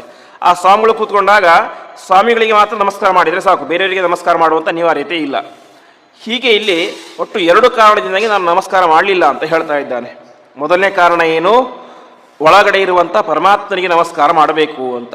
ಹಾಗಾಗಿ ದಕ್ಷ ಪ್ರಜಾಪತಿ ಒಳಗಡೆ ಪರಮಾತ್ಮ ಇರಲಿಲ್ವಾ ಅಂತಂದರೆ ಪರಮಾತ್ಮನೇ ಇರಲಿಲ್ಲ ಅಂತ ಹೇಳ್ತಾರೆ. ಯಾಕೆ ಅಂತಂದರೆ ಪರಮಾತ್ಮ ಎಲ್ಲಿರ್ತಾನೆ? ನಿನ್ನೆ ನಾವು ಕೇಳಿದಂತೆ ಅತ್ಯಂತ ಶುದ್ಧವಾದಂಥ ಸ್ಥಳದಲ್ಲಿ ಪರಮಾತ್ಮ ಇರ್ತಾನೆ. ಆದರೆ ದಕ್ಷ ಪ್ರಜಾಪತಿಯ ಮನಸ್ಸಿನ ತುಂಬ ಏನಿತ್ತು? ಕಾಮ, ಕ್ರೋಧ, ಸಿಟ್ಟು ಎಲ್ಲವೂ ಕೂಡ ತುಂಬ್ಕೊಂಡ್ಬಿಟ್ಟಿತ್ತು. ಹಾಗಾಗಿ ಅವನ ಮನಸ್ಸೇ ಶುದ್ಧವಾಗಿರಲಿಲ್ಲ. ಹಾಗಾಗಿ ಪರಮಾತ್ಮನ ಸನ್ನಿಧಾನವೇ ಅವನಲ್ಲಿ ಇಲ್ಲ. ಎರಡನೆಯದ್ದು, ದಕ್ಷ ಪ್ರಜಾಪತಿ ಅಲ್ಲಿಗೆ ಬಂದಾಗ ನನ್ನ ಪಕ್ಕದಲ್ಲಿ ಯಾರಿದ್ದರು? ಸಾಕ್ಷಾತ್ ಚತುರ್ಮುಖ ಬ್ರಹ್ಮದೇವರಿದ್ದರು. ಚತುರ್ಮುಖ ಬ್ರಹ್ಮದೇವರು ಎಲ್ಲ ಜೀವರಿಗಿಂತಲೂ ಕೂಡ ಉತ್ತಮವಾದಂತಹ ಚೇತನ. ಪರಮಾತ್ಮನ ಪರಿಪೂರ್ಣ ಸನ್ನಿಧಾನ ಯಾರಲ್ಲಿದೆ? ಆ ದಕ್ಷ ಪ್ರಜಾಪತಿಯಲ್ಲಿ ಇದೆ. ಹಾಗಾಗಿ ಆ ದಕ್ಷ ಪ್ರಜಾಪತಿ ಪಕ್ಕದಲ್ಲಿ ಇದ್ದಾನೆ ಅಂತ ನಾನೇ ಮಾಡಲಿಲ್ಲ, ಆ ಬ್ರಹ್ಮದೇವರ ಪಕ್ಕದಲ್ಲಿ ಇದ್ದಾರೆ ಅಂತ ನಾನು ದಕ್ಷ ಪ್ರಜಾಪತಿಗೆ ನಮಸ್ಕಾರ ಮಾಡಲಿಕ್ಕೆ ಹೋಗಲಿಲ್ಲ. ಹಾಗಾಗಿ ಈ 2 ಕಾರಣಗಳಿಂದಾಗಿ ನಾವು ನಮಸ್ಕಾರ ಮಾಡಲಿಲ್ಲ ಎಂಬುದಾಗಿ ತಿಳಿಸ್ತಾರೆ ಅಂತೆ. ಇದರ ಬಗ್ಗೆ ಒಂದು ಉಪನಿಷತ್ತಿನಲ್ಲಿ ಕಥೆ ಬರುತ್ತೆ. ಒಮ್ಮೆ ಎಲ್ಲ ದೇವಾನುದೇವತೆಗಳು ಕೂಡ ಸೇರಿಕೊಂಡು ಒಂದು ಆಲೋಚನೆ ಮಾಡ್ತಾ ಇರ್ತಾರೆ, ಪರಮಾತ್ಮನನ್ನು ಎಲ್ಲಿ ಧ್ಯಾನ ಮಾಡಬೇಕು ಅಂತ. ಆವಾಗ ಧ್ಯಾನ ಮಾಡಬೇಕು ಅಂತ ಪ್ರಯತ್ನ ಮಾಡ್ತಾರೆ ಅಂತೆ. ಎಲ್ಲೆಲ್ಲಿ ಧ್ಯಾನ ಮಾಡಲಿಕ್ಕೆ ಹೊರಟರು ಕೂಡ ಅವರ ಮನಸ್ಸು ತುಂಬ ಕೆಟ್ಟು ಹೋಗ್ತಾ ಇರುತ್ತೆ. ಆವಾಗ ಅವರೇನು ಮಾಡ್ತಾರೆ? ವಾಯುದೇವರನ್ನು ಒಂದು ಅಧಿಷ್ಠಾನ ಅಂತ ಇಟ್ಕೋತಾರೆ. ವಾಯುದೇವರ ಒಳಗಡೆ ನಾವು ಪರಮಾತ್ಮನನ್ನು ಧ್ಯಾನ ಮಾಡೋಣ ಅಂತ ತಿಳಿಸ್ತಾರೆ ಅಂತೆ. ಆ ರೀತಿಯಾಗಿ ಧ್ಯಾನ ಮಾಡಿದಾಗ ಏನಾಗುತ್ತೆ? ಅವರಿಗೆ ಯಾವುದೇ ವಿಘ್ನಗಳು ಬರೋದಿಲ್ಲ. ಹಾಗಾಗಿ ವಾಯುದೇವರಾಗಲಿ ಬ್ರಹ್ಮದೇವರಾಗಲಿ ಪರಮಾತ್ಮನ ಉತ್ತಮ ಅಧಿಷ್ಠಾನ. ಹಾಗಾಗಿ ಅವರಲ್ಲಿ ಧ್ಯಾನ ಮಾಡಬೇಕು ಅಂತ. ಹಾಗಾಗಿ ನಾನೇ ಮಾಡಿದೆ, ನನ್ನ ಪಕ್ಕದಲ್ಲಿ ಸಾಕ್ಷಾತ್ ಬ್ರಹ್ಮದೇವರಿದ್ದರು, ನಾನು ನಮಸ್ಕಾರ ಮಾಡಲಿಕ್ಕೆ ಹೋಗಲಿಲ್ಲ ದಕ್ಷ ಪ್ರಜಾಪತಿಗೆ ಅಂತ ಹೇಳ್ತಾರೆ. ಎಷ್ಟು ಹೇಳಿದರೂ ಕೂಡ ಸತೀದೇವಿಗೆ ಮನಸ್ಸೊಪ್ಪೋದಿಲ್ಲ. ಯಾಕೆಂದರೆ ಎಷ್ಟಿದ್ದರೂ ಕೂಡ ಜನ್ಮ ಕೊಟ್ಟಂತಹ ತಂದೆ ತನ್ನ ಮನೆಗೆ ಹೋಗಬೇಕು ಅಂತ. ಹಾಗಾಗಿ ಏನು ಮಾಡೋಕ್ಕೂ ತೋಚೋದಿಲ್ಲ. ಒಂದು ಕಡೆ ತನ್ನ ತಂದೆಯ ಮನೆಯಲ್ಲಿ ದೊಡ್ಡ ಯಾಗ ನಡೀತಾ ಇದೆ, ದೊಡ್ಡ ಸಂಭ್ರಮ ನಡೀತಾ ಇದೆ, ಇಡೀ ಜಗತ್ತೇ ಅಲ್ಲಿ ಹೋಗಿದೆ, ಮನೆಯ ಮಗಳಾದಂತಹ ತಾನು ಮಾತ್ರ ಹೋಗಿಲ್ಲ. ಇನ್ನೊಂದು ಕಡೆ ತನ್ನ ಗಂಡ ಆದೇಶ ಮಾಡಿದ್ದಾನೆ ಹೋಗಬೇಡ ಅಂತ. ಹಾಗಾಗಿ ಅವಳಿಗೆ ಏನು ಮಾಡಬೇಕಂತ ಗೊತ್ತಾಗ್ತಾ ಇಲ್ಲ. ನಿಷ್ಕಾಮತಿ ನಿರ್ವಿಚಿ ದ್ವಿಧಾಚಸ ಅಂತ ಒಂದ್ಸಲ ಒಂದು ಕಾಲನ್ನು ಹೊರಗಡೆ ಇಡ್ತಾಳೆ, ಮತ್ತೊಳಗಡೆ ಬರ್ತಾಳೆ. ಹೋಗಬೇಕೋ ಬೇಡ, ಹೋಗಬೇಕೋ ಬೇಡ ಅಂತ ತುಂಬ ಅವಳಿಗೆ ಮನಸ್ಸಿಗೆ ಆಲೋಚನೆ ಆಗಲಿಕ್ಕೆ ಶುರುವಾಗುತ್ತೆ ಅಂತೆ. ಇಷ್ಟಾಯಿತು, ಕೊನೆಗೆ ಒಂದು ನಿರ್ಧಾರಕ್ಕೆ ಬರ್ತಾಳೆ ಅಂತೆ. ನಾನು ನನ್ನ ತಂದೆಯ ಮನೆಗೆ ಹೋಗ್ತೇನೆ ಅಂತ ನಿರ್ಧಾರಕ್ಕೆ ಬರ್ತಾಳೆ ಅಂತೆ. ಅದಕ್ಕೆ ಯಾಕೆ ಹೋದಲು ಅಂತ ವೇದವ್ಯಾಸ ದೇವರು ಹೇಳ್ತಾರೆ, ಪರಿವರಹ ಮರ್ಹಿತುಂ ಅಂತ. ಪರಿವರಹ ಅಂದರೆ ಉಡುಗೊರೆ ಅಂತ. ತಂದೆಯ ಮನೆಯಲ್ಲಿ ದೊಡ್ಡ ಕಾರ್ಯಕ್ರಮ ಆಗ್ತಾ ಇದೆ, ಹಾಗಾಗಿ ಏನೋ ಒಂದು ಒಳ್ಳೆ ರೇಷ್ಮೆ ಸೀರೆ ಅದನ್ನು ಉಡುಗೊರೆಯೇ ಕೊಡ್ತಾನೆ ಅಂತ ಉಡುಗೊರೆಯ ಮೇಲಿನ ಆಸೆಯಿಂದಾಗಿ ಸತೀದೇವಿ ಅಲ್ಲಿಗೆ ಹೋದಲು ಅಂತ ಹೇಳ್ತಾರೆ. ಒಟ್ಟಿನಲ್ಲಿ ಅಲ್ಲಿಗೆ ಹೋದಳು. ಸತೀದೇವಿ ದಕ್ಷ ಪ್ರಜಾಪತಿ ಯಜ್ಞಶಾಲೆಗೆ ಪ್ರವೇಶ ಮಾಡ್ತಾ ಇದ್ದಾಳೆ. ಅವಳನ್ನು ಯಾರೂ ಕೂಡ ಕಣ್ಣೆತ್ತಿ ಕೂಡ ನೋಡಲಿಲ್ಲ ಅಂತೆ. ಅಷ್ಟು ಅವಮಾನವನ್ನು ಮಾಡ್ತಾ ಇದ್ದಾರೆ. ಮನೆಗೆ ಬಂದಂತಹ ಸಾಮಾನ್ಯ ಹೆಣ್ಣಿಗೂ ಕೂಡ ಏನು ಮಾಡ್ತಾ ಇದ್ದಾರೆ? ಒಳ್ಳೆ ಒಂದು ವೈಭವವನ್ನು ಮಾಡ್ತಾ ಇದ್ದಾರೆ. ಆದರೆ ಮನೆಗೆ ಬಂದಂತಹ ಮನೆಯ ಹೆಣ್ಣುಮಗಳಿಗೇನೆ ಒಂದು ಗೌರವ ಇಲ್ಲ, ಆತಿಥ್ಯ ಇಲ್ಲ, ಸ್ವಾಗತ ಇಲ್ಲ, ಏನೂ ಕೂಡ ಇಲ್ಲ. ಕೊನೆಗೆ ಬೇರೆಯವರು ಬಿಡಿ, ಜನ್ಮ ಕೊಟ್ಟಂತಹ ತಾಯಿಯೂ ಕೂಡ ಏನು ಮಾಡಲಿಲ್ಲ, ಅವಳನ್ನು ಮಾತಾಡಿಸ್ಲಿಲ್ಲ ಅಂತೆ. ಇಷ್ಟು ಆದಾಗ ಸತೀದೇವಿಗೆ ಆವಾಗ ಅನ್ನಿಸ್ತು, ನಾನು ನನ್ನ ಗಂಡನ ಮಾತನ್ನು ಕೇಳಬೇಕಾಗಿತ್ತು ಅಂತ. ರುದ್ರದೇವರು ಅಷ್ಟು ಹೇಳಿದರು ಹೋಗಬೇಡ ಅಂತ. ಎಷ್ಟು ಹೇಳಿದರೂ ಕೂಡ ಅವರ ಮಾತನ್ನು ಕೇಳದೆ ನಾನು ಬಂದುಬಿಟ್ಟೆ, ನನಗೆ ತಕ್ಕ ಶಾಸ್ತಿ ಆಯಿತು ಅಂತ ಅವಳು ಅಲ್ಲೇ ಒಂದು ಕಡೆ ಕೂತ್ಕೊಂಡ್ಬಿಡ್ತಾಳೆ, ಏನೋ ಮಾತನಾಡೋದಿಲ್ಲ. ಕೊನೆಗೆ ಯಜ್ಞ ಪ್ರಾರಂಭ ಆಯಿತು. ಯಜ್ಞ ಮುಗಿಲಿಕ್ಕೆ ಬಂತು. ಯಜ್ಞ ಮುಗಿದಾಗ ಕೊನೆಗೆ ರುದ್ರದೇವರಿಗೆ ಒಂದು ಆಹುತಿಯನ್ನು ಹಾಕಲಿಕ್ಕೆ ಅಂತಿದೆ. ಆವಾಗ ದಕ್ಷ ಪ್ರಜಾಪತಿ ಏನು ಮಾಡಲಿಲ್ಲ, ರುದ್ರದೇವರಿಗೆ ಆಹುತಿಯನ್ನೇ ಹಾಕಲಿಲ್ಲ. ಯಾವಾಗ ರುದ್ರದೇವರಿಗೆ ಆಹುತಿಯನ್ನು ಹಾಕಲಿಲ್ಲವೋ ಆವಾಗ ಸತೀದೇವಿಗೆ ಭಾರಿ ಸಿಟ್ಟು ಬಂತು ಅಂತೆ. ನನಗೆ ಅವಮಾನ ಆದರೂ ಪರವಾಗಿಲ್ಲ, ಆದರೆ ನನ್ನ ಗಂಡನಿಗೆ ಅವಮಾನವನ್ನು ಮಾಡ್ತಾ ಇದ್ದಾರೆ. ಹಾಗಾಗಿ ಆ ಒಂದು ದಕ್ಷ ಪ್ರಜಾಪತಿಗೆ ವಿಶೇಷವಾಗಿ ನಿಂದನೆಯನ್ನು ಮಾಡ್ತಾ ಇದ್ದಾಳೆ ಅಂತೆ. ಅಪ್ಪ, ನಿನ್ನದು ಎಂಥ ದೊಡ್ಡ ಸ್ಥಾನ, ಅದೊಬ್ಬ ದೊಡ್ಡ ಪ್ರಜಾಪತಿ ನೀನು, ಅಂತಹ ಸ್ಥಾನದಲ್ಲಿ ಇದ್ದುಕೊಂಡು ನನ್ನ ಅಳಿಯ ನನಗೆ ಎದ್ದು ನಿಂತು ನಮಸ್ಕಾರ ಮಾಡಲಿಲ್ಲ ಅಂತ ಒಂದೇ ಒಂದು ಕಾರಣಕ್ಕೆ ಇಷ್ಟು ದ್ವೇಷವನ್ನು ಮಾಡ್ತಾ ಇದ್ದೀಯಾ, ಎಂತಹ ಮನಸ್ಸು ನಿನ್ನದು ಅಂತ ತಂದೆಗೆ ಬೈತಾ ಇದ್ದಾಳೆ ಅಂತೆ. ನನ್ನ ಪತಿ ಎಂಥವರು ನಿರ್ವೈರಂ ಶಾಂತ ವಿಗ್ರಹಂ ಅಂತ, ಅಂದರೆ ರುದ್ರದೇವರು ಯಾರನ್ನೂ ದ್ವೇಷ ಮಾಡದೇ ಇರುವಂತಹ ವ್ಯಕ್ತಿ, ಅತ್ಯಂತ ಶಾಂತ ಸ್ವಭಾವದ ವ್ಯಕ್ತಿ. ಅಷ್ಟು ಮಾತ್ರ ಅಲ್ಲ, ಯದ್ವ್ಯಕ್ಷರಂ ನಾಮ ಗಿರೇರಿತಂ ಋಣಾಂ ಸಗೃತ್ ಪ್ರಸಂಗಾತ್ ಅಘಮಾಶು ಹಂತಿತಂ ಅಂತ ರುದ್ರದೇವರ ಹೆಸರು 2 ಅಕ್ಷರ, ಜಾಸ್ತಿ ಇಲ್ಲ. ರುದ್ರ, ಶಿವ, ಹರ, ಭವ ಅಂತ 2 ಅಕ್ಷರ. ಆ 2 ಅಕ್ಷರಗಳನ್ನು ಭಕ್ತಿಯಿಂದ ಹೇಳಿದರೆ ಸಾಕು, ಏನಾಗುತ್ತೆ, ಅಘಂ ಆಶು ಹಂತಿತಂ ಅಂತ ಎಲ್ಲ ಪಾಪಗಳನ್ನು ಕೂಡ ಪರಿಹಾರ ಮಾಡುವಂತಹ ದೊಡ್ಡ ನಾಮ ಅದು ರುದ್ರದೇವರ ನಾಮ, ಶಿವನಾಮ. ಅಂತಹ ರುದ್ರದೇವರ ನೆನೆ ಮಾಡ್ತಾ ಇದ್ದೀಯಾ, ಈ ರೀತಿಯಾಗಿ ಅವಮಾನ ಮಾಡ್ತಾ ಇದ್ದೀಯಾ, ನೀನು ಯಾವತ್ತೂ ಕೂಡ ಉದ್ಧಾರ ಆಗೋದಿಲ್ಲ ಅಂತ ತನ್ನ ತಂದೆಗೆ ತಾನೇ ಮಾಡ್ತಾ ಇದ್ದಾಳೆ, ಬೈತಾ ಇದ್ದಾಳೆ. ಅಷ್ಟು ಮಾತ್ರ ಅಲ್ಲ, ಈ ರೀತಿಯಾಗಿ ಯಾಕೆ ಬೈತಾ ಇದ್ದಾಳೆ ಅಂತಂದರೆ, ಒಬ್ಬ ಹೆಂಡತಿಗೆ ಪತಿಯೇ ಪರದೈವ ಅಂತ. ಅದಕ್ಕೆ ಶಾಸ್ತ್ರ ಹೇಳುತ್ತೆ, ಮಿತಂ ದದಾತಿ ಪಿತಾ ಮಿತಂ ಮಾತಾ ಮಿತಂ ಸುತಃ ಅಮಿತಸ್ಯತು ದಾತಾರಂ ಭರ್ತಾರಂ ಕೋನು ಮನ್ಯತೆ ಅಂತ. ಒಬ್ಬ ಹೆಣ್ಣಿಗೆ ಒಬ್ಬ ತಂದೆ ಬೇಕಾದದ್ದನ್ನು ಕೊಡಿಸ್ತಾನೆ. ಎಷ್ಟು ಕೊಡಿಸಿದರೂ ಕೂಡ, ಎಷ್ಟು ಕೊಟ್ಟರೂ ಕೂಡ, ಏನೇ ಮಾಡಿದರೂ ಕೂಡ ಅದು ಮಿತ, ಅದಕ್ಕೊಂದು ಲಿಮಿಟ್ ಅಂತ ಇರುತ್ತೆ. ಇನ್ನು ತಾಯಿ ಏನು ಕೊಟ್ಟರೂ ಕೂಡ ಅದಕ್ಕೂ ಒಂದು ಲಿಮಿಟ್ ಅಂತ ಇರುತ್ತೆ. ಮುಂದೆ ಮಗ ಏನು ಕೊಟ್ಟರೂ ಕೂಡ ಅದಕ್ಕೆ ಏನಿರುತ್ತೆ, ಒಂದು ಲಿಮಿಟ್ ಅಂತ ಇರುತ್ತೆ. ಆದರೆ ಒಂದು ಹೆಣ್ಣಿಗೆ ಅಮಿತವಾದದ್ದನ್ನು ಕೊಡುವುದು, ಅರ್ಥಾತ್ ಲೆಕ್ಕವಿಲ್ಲದೇ ಇರುವಂತಹ ಪುಣ್ಯವನ್ನಾಗಲಿ, ಸಂಪತ್ತನ್ನಾಗಲಿ, ಸಂತೋಷವನ್ನಾಗಲಿ ಎಲ್ಲವನ್ನು ಕೂಡ ಕೊಡಲಿಕ್ಕೆ ಸಾಧ್ಯ ಇರೋದು ಯಾರಿಗೆ, ಒಬ್ಬ ಗಂಡನಿಗೆ ಮಾತ್ರ ಅಂತ. ಹಾಗಾಗಿ ನನ್ನ ಗಂಡನನ್ನು ನೀನು ಅವಮಾನ ಮಾಡ್ತಾ ಇದ್ದೀಯಾ ಎಂಬುದಾಗಿ ತನ್ನ ತಂದೆಯಾದಂತಹ ಆ ದಕ್ಷ ಪ್ರಜಾಪತಿಗೆ ತಾನು ಅನೇಕ ರೀತಿಯಾಗಿ ಬೈತಾ ಇದ್ದಾಳೆ. ಬೈದು ಕೊನೆಗೆ ಹೇಳ್ತಾಳೆ, ನಾನು ನನ್ನ ಗಂಡನ ನಿಂದನೆಯನ್ನು ಕೇಳಿದ್ದೇನೆ. ವಿಶೇಷವಾಗಿ ವಿಷ್ಣು ತೀರ್ಥರು ಮಹಾನ್ನಿಂದ ವರ್ಜನ ಪ್ರಕರಣ ಅಂತ ಭಾಗವತ ಸಾರೋದ್ಧಾರ ಪ್ರಕರಣ, ಅದರಲ್ಲಿ ಮಹಾತ್ಮರ ನಿಂದನೆಯನ್ನು ಮಾಡಬಾರದು ಅಂತ ಒಂದು ವಿಚಾರವನ್ನು ಹೇಳ್ತಾ ಹೋಗ್ತಾರೆ. ಅದಕ್ಕೆ ಇದೇ ಒಂದು ಪ್ರಸಂಗ ತೆಗೆದುಕೊಳ್ತಾರೆ ಅವರು. ಹಾಗಾಗಿ ಮಹಾತ್ಮರ ನಿಂದನೆಯನ್ನು ತಾನಂತೂ ಸರ್ವಥಾ ಮಾಡಲೇಬಾರದು. ಒಂದು ವೇಳೆ ಎಲ್ಲೋ ಹೋಗಿರ್ತಾನೆ, ಆವಾಗ ಯಾರೋ ಒಬ್ಬರು ಮಹಾತ್ಮ ನಿಂದನೆಯನ್ನು ಮಾಡ್ತಾ ಇರ್ತಾರೆ, ಆವಾಗ ಏನು ಮಾಡಬೇಕು ಅಂತ. ಅದಕ್ಕೆ ವಿಷ್ಣು ತೀರ್ಥರು ಹೇಳ್ತಾರೆ, ತನಗೆ ಸಾಮರ್ಥ್ಯ ಇದ್ದರೆ ನೇರವಾಗಿ ಹೋಗಿ ಆ ವ್ಯಕ್ತಿಯ ನಾಲಿಗೆಯನ್ನು ಕತ್ತರಿಸಬೇಕು ಅಂತೆ. ಮಹಾತ್ಮನ ನಿಂದನೆಯನ್ನು ಮಾಡುವಂಥ ವ್ಯಕ್ತಿಯ ನಾಲಿಗೆಯನ್ನು ಕತ್ತರಿಸಬೇಕು. ಅಷ್ಟು ಸಾಮರ್ಥ್ಯ ಇಲ್ಲ, ಅಲ್ಲಿಂದ ಎದ್ದು ಹೋಗಿಬಿಡಬೇಕು ಮೊದಲು ಅಂತ. ಅದೂ ಸಾಧ್ಯವಾಗದೇ ಹೋದರೆ ತನ್ನ ಕಿವಿಯನ್ನು ಮುಚ್ಕೊಂಡು ಕೂತ್ಕೊಳ್ಬೇಕು. ಅದೂ ಸಾಧ್ಯವಾಗದೇ ಹೋದರೆ ಆ ಸಭೆ ಮುಗಿದ ಮೇಲೆ ಮನೆಗೆ ಬಂದು ತನ್ನ ದೇಹವನ್ನೇ ತ್ಯಾಗ ಮಾಡಬೇಕು ಅಂತ ಹೇಳ್ತಾ ಇದ್ದಾರೆ. ಹಾಗಾಗಿ ತನ್ನ ಕಣ್ಣ ಮುಂದೆ ಶ್ರೇಷ್ಠ ದೇವತೆಯಾದಂತಹ, ತನಗೆ ಪತಿಯಾದಂತಹ ರುದ್ರದೇವರ ನಿಂದನೆಯನ್ನು ಅನೇಕ ರೀತಿಯಾಗಿ ದಕ್ಷ ಪ್ರಜಾಪತಿ ಮಾಡಿದ್ದಾನೆ. ಹಾಗಾಗಿ ಅವಳೇ ಮಾಡಿದಳು, ನನ್ನ ದೇಹ ಪೂರ್ತಿಯಾಗಿ ಅಪವಿತ್ರ ಆಗಿದೆ, ಯಾಕೆಂದರೆ ನನ್ನ ಪತಿಯ ನಿಂದನೆ ನಾನು ಕೇಳಿದ್ದೇನೆ, ಹಾಗಾಗಿ ನಾನು ಇನ್ನು ಮುಂದೆ ಈ ದೇಹದಲ್ಲಿ ಇರಲಿಕ್ಕೆ ಸಾಧ್ಯ ಇಲ್ಲ ಅಂತ ತಾನೇ ಮಾಡ್ತಾಳೆ. ಅಲ್ಲಿಯೇನೆ ತನ್ನ ದೇಹತ್ಯಾಗವನ್ನು ಮಾಡ್ತಾಳೆ ಅಂತೆ. ದೇಹತ್ಯಾಗ ಅಂತ ಹೇಗೆ ಅಂತಂದರೆ, ಏನೋ ಬೆಂಕಿ ಹಚ್ಕೊಂಡು ಸುಟ್ಕೊಳ್ಳೋದು ಅದು ಅಲ್ಲ, ಅದು ಆತ್ಮಹತ್ಯೆ ಅಂತ ಕರೆಸ್ಕೊಳ್ಳುತ್ತೆ. ಆದರೆ ಇದು ದೇಹತ್ಯಾಗ. ಆತ್ಮಹತ್ಯೆ ಅದು ದೊಡ್ಡ ಪಾಪಕರವಾದಂಥ ಕೆಲಸ, ಆದರೆ ದೇಹತ್ಯಾಗ ಅದು ಪಾಪಕರ ಕೆಲಸ ಅಲ್ಲ. ತಾನೇನು ಮಾಡ್ತಾಳೆ, ಉತ್ತರಕ್ಕೆ ಅಭಿಮುಖವಾಗಿ ಕುಳಿತುಕೊಳ್ತಾಳೆ, ಆಚಮನ ಮಾಡ್ತಾಳೆ, ಧ್ಯಾನ ಮಾಡಲಿಕ್ಕೆ ಶುರು ಮಾಡ್ತಾಳೆ. ಧ್ಯಾನ ಮಾಡ್ತಾ ಮಾಡ್ತಾ ತನ್ನ ದೇಹದಲ್ಲಿ ಇದ್ದಂತಹ ಅಗ್ನಿಯನ್ನು ಎದುರುಗಡೆ ಹಚ್ಚುತ್ತಾಳಂತೆ. ತನ್ನ ದೇಹದಿಂದಾಗಿ ಯೋಗದಿಂದ ಸಿದ್ಧಿಯಾದಂಥ ಅಗ್ನಿ ಹೊರಗಡೆ ಬರುತ್ತೆ. ಹೊರಗಡೆ ಬಂದಂತಹ ಅಗ್ನಿಯಲ್ಲಿ ತಾನೇ ಮಾಡ್ತಾಳೆ, ತನ್ನ ದೇಹ ತ್ಯಾಗ ಮಾಡ್ತಾಳೆ ಅಂತ ತಿಳಿಸ್ತಾರೆ.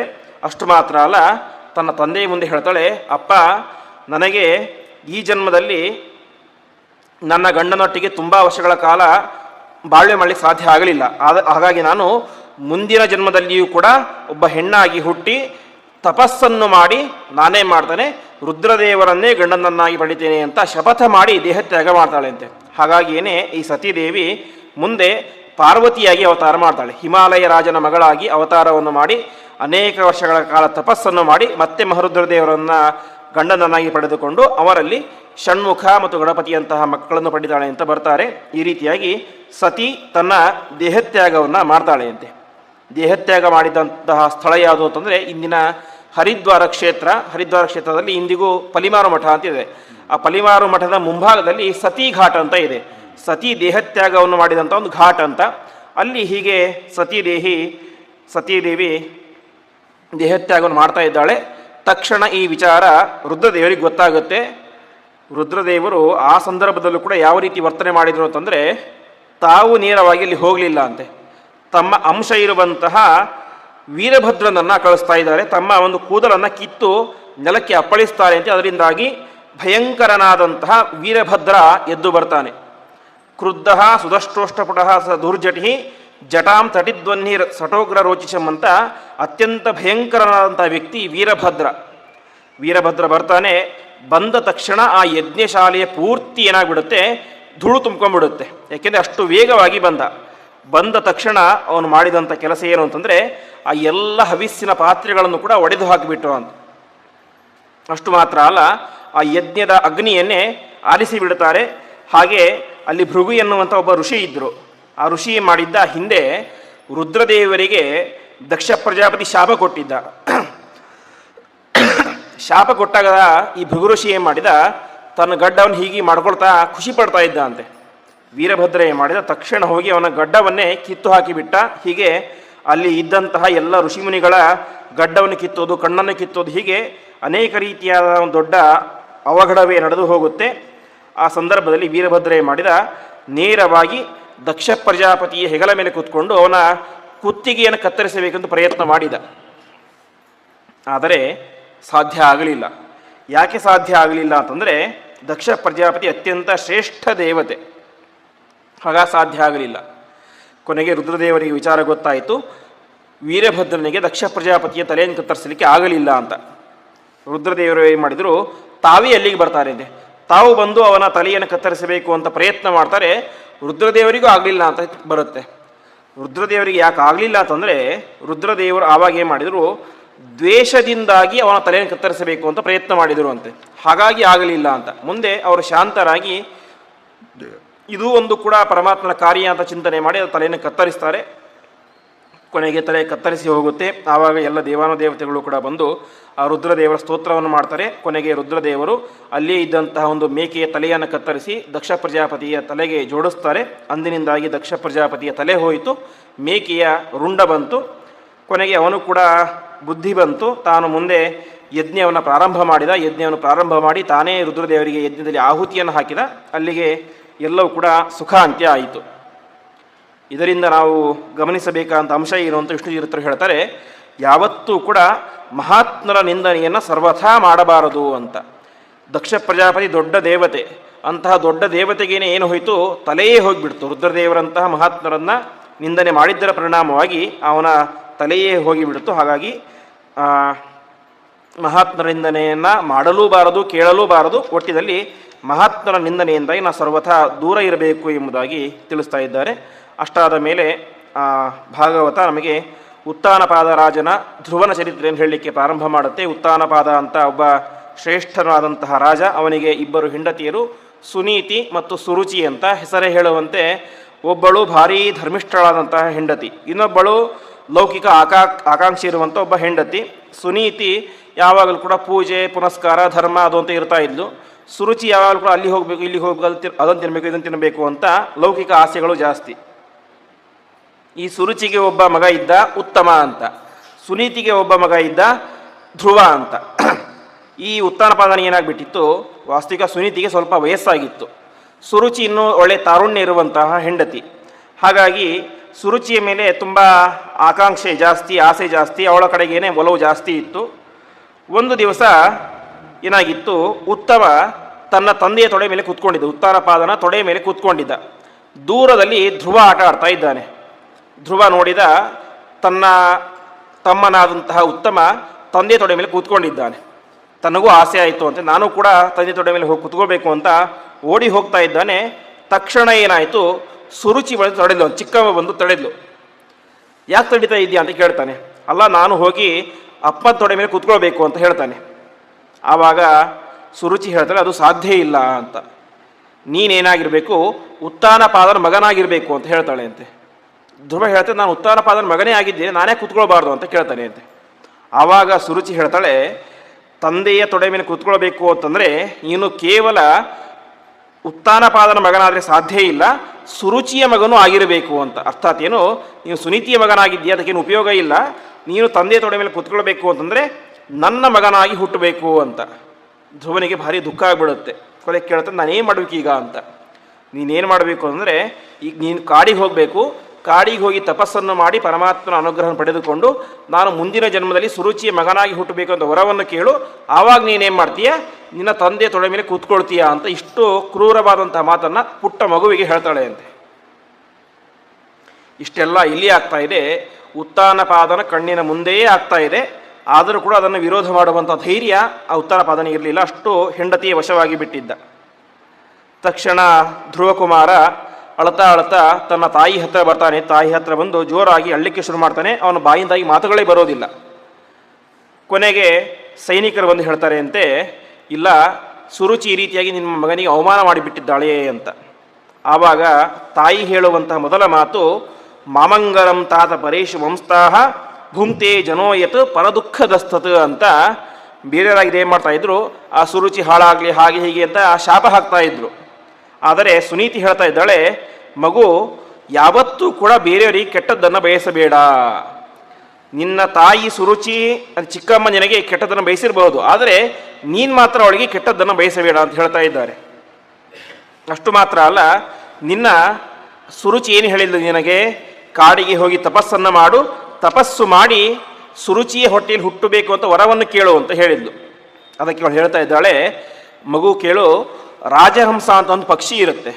ಅದರ ಕ್ವಾಲಿಟಿ ಏನು ಅಂತಂದರೆ, ನೀರು ಮತ್ತು ಹಾಲನ್ನು ಮಿಕ್ಸ್ ಮಾಡಿ ಇಟ್ಟರೆ ಹಾಲನ್ನು ಮಾತ್ರ ಕುಡಿಯುತ್ತೆ, ನೀರನ್ನಲ್ಲೇ ಬಿಟ್ಬಿಡುತ್ತೆ. ಒಂದೇ ಪಾತ್ರೆಯಲ್ಲಿ ನೀರು ಹಾಲು ಒಟ್ಟಿಗೆ ಇರುತ್ತೆ, ಆದರೆ ಹಾಲನ್ನು ಮಾತ್ರ ಕುಡಿಯುತ್ತೆ, ನೀರನ್ನಲ್ಲೇ ಬಿಟ್ಬಿಡುತ್ತೆ. ಅದು ರಾಜಹಂಸ ಪಕ್ಷಿಯ ಗುಣ. ಹಾಗೆ ನೀನು ಕೂಡ ತಾಯಿ ಒಟ್ಟು ನಿನ್ನಲ್ಲಿ ಎರಡು ಮಾತನ್ನು ಹೇಳಿದ್ದಾಳೆ, ತಪಸ್ಸನ್ನು ಮಾಡು, ನನ್ನ ಹೊಟ್ಟೆಯಲ್ಲಿ ಹುಟ್ಟು ಅಂತ ಹೇಳಿದ್ದಾಳೆ. ನೀನು ಅದರಲ್ಲಿ ಏನು ಮಾಡು, ತಪಸ್ಸನ್ನು ಮಾಡು. ಅವಳ ಹೊಟ್ಟೆಯಲ್ಲಿ ಹುಟ್ಟಬೇಕು ಅಂತ ಪ್ರಾರ್ಥನೆ ಮಾಡಬೇಡ, ತಪಸ್ಸನ್ನು ಮಾಡಿ ಪರಮಾತ್ಮ ಅನುಗ್ರಹವನ್ನು ಸಂಪಾದನೆ ಮಾಡು ಅಂತ ಹೇಳ್ತಾಳೆ ಅಂತೆ.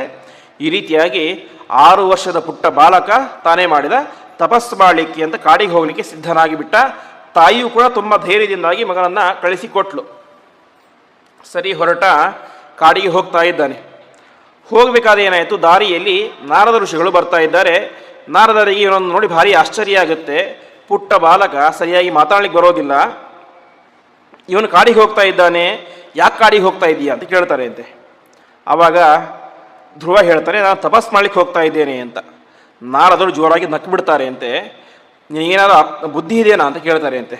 ತಪಸ್ಸು ಯಾವ ರೀತಿ ಮಾಡಬೇಕು, ಏನು ಮಾಡಬೇಕು ನಿನಗೆ ಗೊತ್ತೇ ಇಲ್ಲ, ನಿನ್ನ ಈ ಒಂದು ವಿಚಾರ 2 ರೀತಿಯೇ ತಪ್ಪು ಅಂತ ಹೇಳ್ತಾ ಇದ್ದಾರೆ ಅಂತೆ.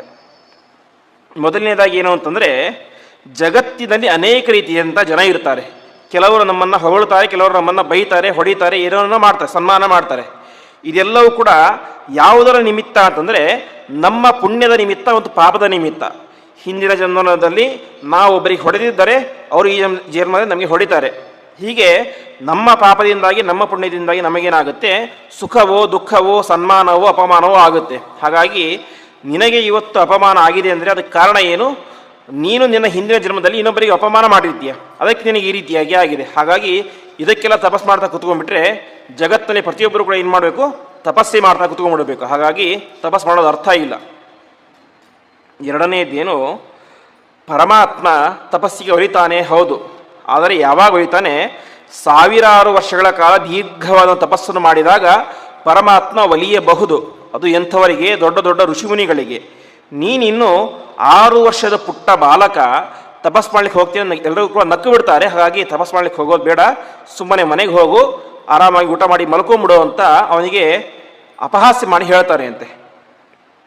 ಆ ರೀತಿಯಾಗಿ ಹೇಳಿದಾಗ ಧ್ರುವ ಹೇಳ್ತಾನೆ, ಸರಿ ನಾರದರೆ, ನೀವೇನೋ ಒಳ್ಳೆ ಮಾತನ್ನು ಹೇಳ್ತಾ ಇದ್ದೀರಿ, ಆದರೆ ನನಗದನ್ನು ಜೀರ್ಣಿಸ್ಕೊಳ್ಳಿಕ್ಕೆ ಸಾಧ್ಯ ಇಲ್ಲ, ನನಗೆ ತುಂಬ ಅವಮಾನ ಆಗಿಬಿಟ್ಟಿದೆ. ಹಾಗಾಗಿ ನಾನು ತಪಸ್ಸನ್ನು ಮಾಡೇ ಮಾಡ್ತೇನೆ, ಪರಮಾತ್ಮನ ಅನುಗ್ರಹವನ್ನು ಸಂಪಾದನೆ ಮಾಡೇ ಮಾಡ್ತೇನೆ, ನಿಮಗೆ ಸಾಧ್ಯ ಆದರೆ ನನಗೆ ಆಶೀರ್ವಾದ ಮಾಡಿ, ಇಲ್ಲದೆ ಹೋದರೆ ಸುಮ್ಮನೆ ಇದ್ಬಿಡಿ ಅಂತ ಒಂದು ಧೈರ್ಯದ ಮಾತನ್ನು ಹೇಳ್ತಾನೆ ಅಂತೆ. ಆವಾಗ ನಾರದರಿಗೆ ಭಾರಿ ಸಂತೋಷ ಆಗುತ್ತೆ. ಅವರು ಸುಮ್ಮನೆ ಇವನನ್ನು ಒಂದು ಟೆಸ್ಟ್ ಮಾಡಲಿಕ್ಕೆ ಅಂತ ನೋಡಿದ್ರು, ಪರೀಕ್ಷೆ ಮಾಡಬೇಕು ಅಂತ ಆ ರೀತಿಯಾಗಿ ಹೇಳಿದರು. ಯಾವಾಗ ಇಷ್ಟೆಲ್ಲ ಹೇಳಿದರೂ ಕೂಡ ಧ್ರುವಕುಮಾರ ನಾ ತಪಸ್ಸನ್ನು ಮಾಡೇ ಮಾಡ್ತೀನಿ ಅಂತ ಹೇಳಿದ್ನಲ್ಲ, ಆವಾಗ ಏನು ಮಾಡ್ತಾರೆ ನಾರದರು ತಪಸ್ಸನ್ನು ಯಾವ ರೀತಿಯಾಗಿ ಮಾಡಬೇಕು ಅಂತ ಅವನಿಗೆ ಉಪದೇಶ ಮಾಡಲಿಕ್ಕೆ ಶುರು ಮಾಡ್ತಾರೆ ಅಂತೆ. ತಪಸ್ಸನ್ನು ಈ ರೀತಿ ಮಾಡಬೇಕು, ಓಂ ನಮೋ ಭಗವತೆ ವಾಸುದೇವಾಯ ಎಂಬಂತಹ ವಾಸುದೇವ ದ್ವಾದಶಾಕ್ಷರ ಮಂತ್ರವನ್ನು ಜಪ ಮಾಡಬೇಕು ಅಂತ ಅವನಿಗೆ ಉಪದೇಶವನ್ನು ಮಾಡಿ, ಅನೇಕ ರೀತಿಯಾಗಿ ಉಪದೇಶವನ್ನು ಮಾಡಿ ತಪಸ್ಸನ್ನು ಮಾಡಲಿಕ್ಕೆ ಪ್ರಾರಂಭ ಮಾಡಿಸಿ ತಾವು ವಾಪಸ್ ಹೋಗಿಬಿಡ್ತಾರೆ. ಇದಾದ ಮೇಲೆ ಧ್ರುವರ ಮಹಾರಾಜರು ತಪಸ್ ಮಾಡಲಿಕ್ಕೆ ಶುರು ಮಾಡಿದರು.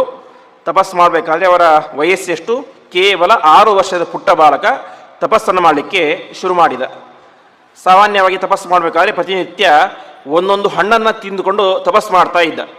1 ತಿಂಗಳಾಯಿತು, ಪರಮಾತ್ಮ ಪ್ರತ್ಯಕ್ಷ ಆಗಲೇ ಇಲ್ಲ. ಕೊನೆಗೆ 2ನೇ ತಿಂಗಳೇ ಮಾಡಿದ, ಬರೀ ದಿನಕ್ಕೆ ಒಂದೊಂದು ಎಲೆಯನ್ನು ತಿಂದು ತಪಸ್ಸು ಮಾಡಲಿಕ್ಕೆ ಶುರು ಮಾಡಿದ. 2ನೇ ತಿಂಗಳು ಕೂಡ ಪರಮಾತ್ಮ ಬರಲಿಲ್ಲ.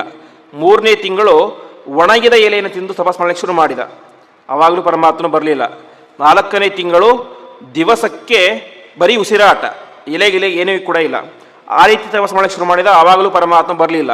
5ನೇ ತಿಂಗಳು ದಿವಸಕ್ಕೆ 1 ಸಲ ಮಾತ್ರ ಉಸಿರಾಟ ಅಂತೆ. ಬೆಳಗ್ಗೆ ಎದ್ದು 1 ಉಸಿರನ್ನು ತೆಗೆದುಕೊಂಡ್ರೆ ಬಿಡೋದು, ಮತ್ತೆ ಉಸಿರಾಟ ಯಾವಾಗ? ಮರುದಿವಸ. ಆ ರೀತಿಯಾದ ದೀರ್ಘ ಒಂದು ಉಗ್ರವಾದ ತಪಸ್ಸನ್ನು ಮಾಡಲಿಕ್ಕೆ ಶುರು ಮಾಡಿದ, ಆವಾಗಲೂ ಪರಮಾತ್ಮ ಒಲಿಲೇ ಇಲ್ಲ ಅಂತೆ. ಕೊನೆಗೆ 6ನೇ ತಿಂಗಳಿಂದ ತಾನೇ ಮಾಡಿದ, ಉಸಿರಾಟವನ್ನೇ ಕಟ್ಟಿ ಇಟ್ಟು ಉಸಿರಾಟವನ್ನು ಗೆದ್ದು ತಪಸ್ಸನ್ನು ಮಾಡಲಿಕ್ಕೆ ಶುರು ಮಾಡಿದ. ಯಾವಾಗ ಧ್ರುವ ಮಹಾರಾಜರು ಉಸಿರಾಟವನ್ನೇ ನಿಲ್ಲಿಸಿಬಿಟ್ರು, ಆವಾಗ 14 ಲೋಕಗಳು ಕೂಡ ನಡುವಿಗೆ ಹೋಗಿಬಿಟ್ಟುವಂತೆ. ಆವಾಗ ಎಲ್ಲ ದೇವಾನುದೇವತೆಗಳು ಕೂಡ ಬಂದು ತಾವೇ ಮಾಡ್ತಾರೆ, ಪರಮಾತ್ಮ ಹತ್ತಿರ ಪ್ರಾರ್ಥನೆ ಮಾಡ್ತಾ ಇದ್ದಾರೆ. ಧ್ರುವ ಮಹಾರಾಜ ಹೀಗೆ ತಪಸ್ಸನ್ನು ಮುಂದುವರಿಸಿಬಿಟ್ರೆ ಅದರಿಂದಾಗಿ ಇಡೀ ಜಗತ್ತೇ ನಾಶವಾಗಿ ಹೋಗಿಬಿಡುತ್ತೆ, ಹಾಗಾಗಿ ದಯವಿಟ್ಟು ಅವನಿಗೆ ಅನುಗ್ರಹವನ್ನು ಮಾಡು ಎಂಬುದಾಗಿ ಪ್ರಾರ್ಥನೆಯನ್ನು ಮಾಡ್ತಾರೆ ಅಂತೆ. ಕೊನೆಗೆ ಪರಮಾತ್ಮ ತಾನೇ ಮಾಡ್ತಾನೆ, ವಾಸುದೇವ ರೂಪಿಯಾಗಿ ಆ ಧ್ರುವ ಮಹಾರಾಜರ ಹತ್ತಿರ ಬರ್ತಾನೆ. ಹತ್ತಿರ ಬಂದು ಮುಂದೆ ನಿಂತ್ಕೊಳ್ತಾನೆ, ಪ್ರತ್ಯಕ್ಷನಾಗಿ ನಿಂತ್ಕೊಂಡಿದ್ದಾನೆ. ಧ್ರುವ ಕಣ್ಣನ್ನೇ ತೆಗಿತಾ ಇಲ್ಲ. ಯಾಕೆ ತೆಗಿತಾ ಇಲ್ಲ ಅಂತಂದರೆ ಅವನ ಒಳಗಡೆ ಯಾರಿದ್ದಾರೆ? ವಾಸುದೇವ ರೂಪಿ ಪರಮಾತ್ಮ ಒಳಗಡೆ ಇದ್ದಾನೆ. ಹಾಗಾಗಿ ಅವನಿಗೆ ಹೊರಗಡೆ ಬಂದಿದ್ದು ಗೊತ್ತೇ ಆಗಲಿಲ್ಲ. ಕೊನೆಗೆ ಏನಾಯಿತು, ಪರಮಾತ್ಮ ಕಾಯ್ದ ಎಷ್ಟು ಹೊತ್ತಾದರೂ ಕೂಡ ಧ್ರುವ ಕಣ್ಣೇ ಬಿಡ್ತಾ ಇಲ್ಲ. ತಕ್ಷಣ ಪರಮಾತ್ಮ ಏನು ಮಾಡಿದ, ಅವನ ಒಳಗಡೆ ಧ್ಯಾನ ಮಾಡ್ತಾ ಇದ್ದಂತಹ ವಾಸುದೇವ ರೂಪನನ್ನು ಮರೆಮಾಚಿ ಬಿಟ್ಟ. ತಕ್ಷಣ ಧ್ವನಿ ಕಳವಳ ಆಯಿತು, ಇದೇನು ರೂಪ ಇದ್ದಕ್ಕಿದ್ದಂತೆ ಹೋಯಿತು ಅಂತ. ಕಣ್ಣು ಬಿಟ್ಟು ನೋಡ್ತಾನೆ, 6 ತಿಂಗಳುಗಳ ಕಾಲ ತಾನು ಧ್ಯಾನ ಮಾಡ್ತಾ ಇದ್ದಂತಹ ವಾಸುದೇವ ರೂಪ ಏನಾಗಿದೆ, ತನ್ನ ಕಣ್ಣ ಮುಂದೆ ಬಂದು ನಿಂತಿದೆ. ಅವನಿಗೆ ಭಾರೀ ಆನಂದ ಆಗಿಬಿಡ್ತು ಅಂತೆ. ಎಷ್ಟು ಆನಂದ ಆಯಿತು ಅಂತಂದರೆ ಅವನಿಗೆ ಮಾತೇ ಬರಲಿಲ್ಲ ಬಾಯಿಂದಾಗಿ. ತುಂಬ ದುಃಖ ಆದಾಗೂ ಮಾತು ಬರಲ್ಲ, ತುಂಬ ಸಂತೋಷ ಆದಾಗೂ ಮಾತು ಬರೋದಿಲ್ಲ. ಧ್ರುವನಿಗೆ ಅದೇ ಆಯಿತು. ತನ್ನ ಚಿಕ್ಕ ಅವಮಾನ ಮಾಡಿದಾಗ ಭಾರಿ ದುಃಖ ಆಯಿತು, ಆವಾಗಲೂ ಮಾತು ಬರಲಿಲ್ಲ.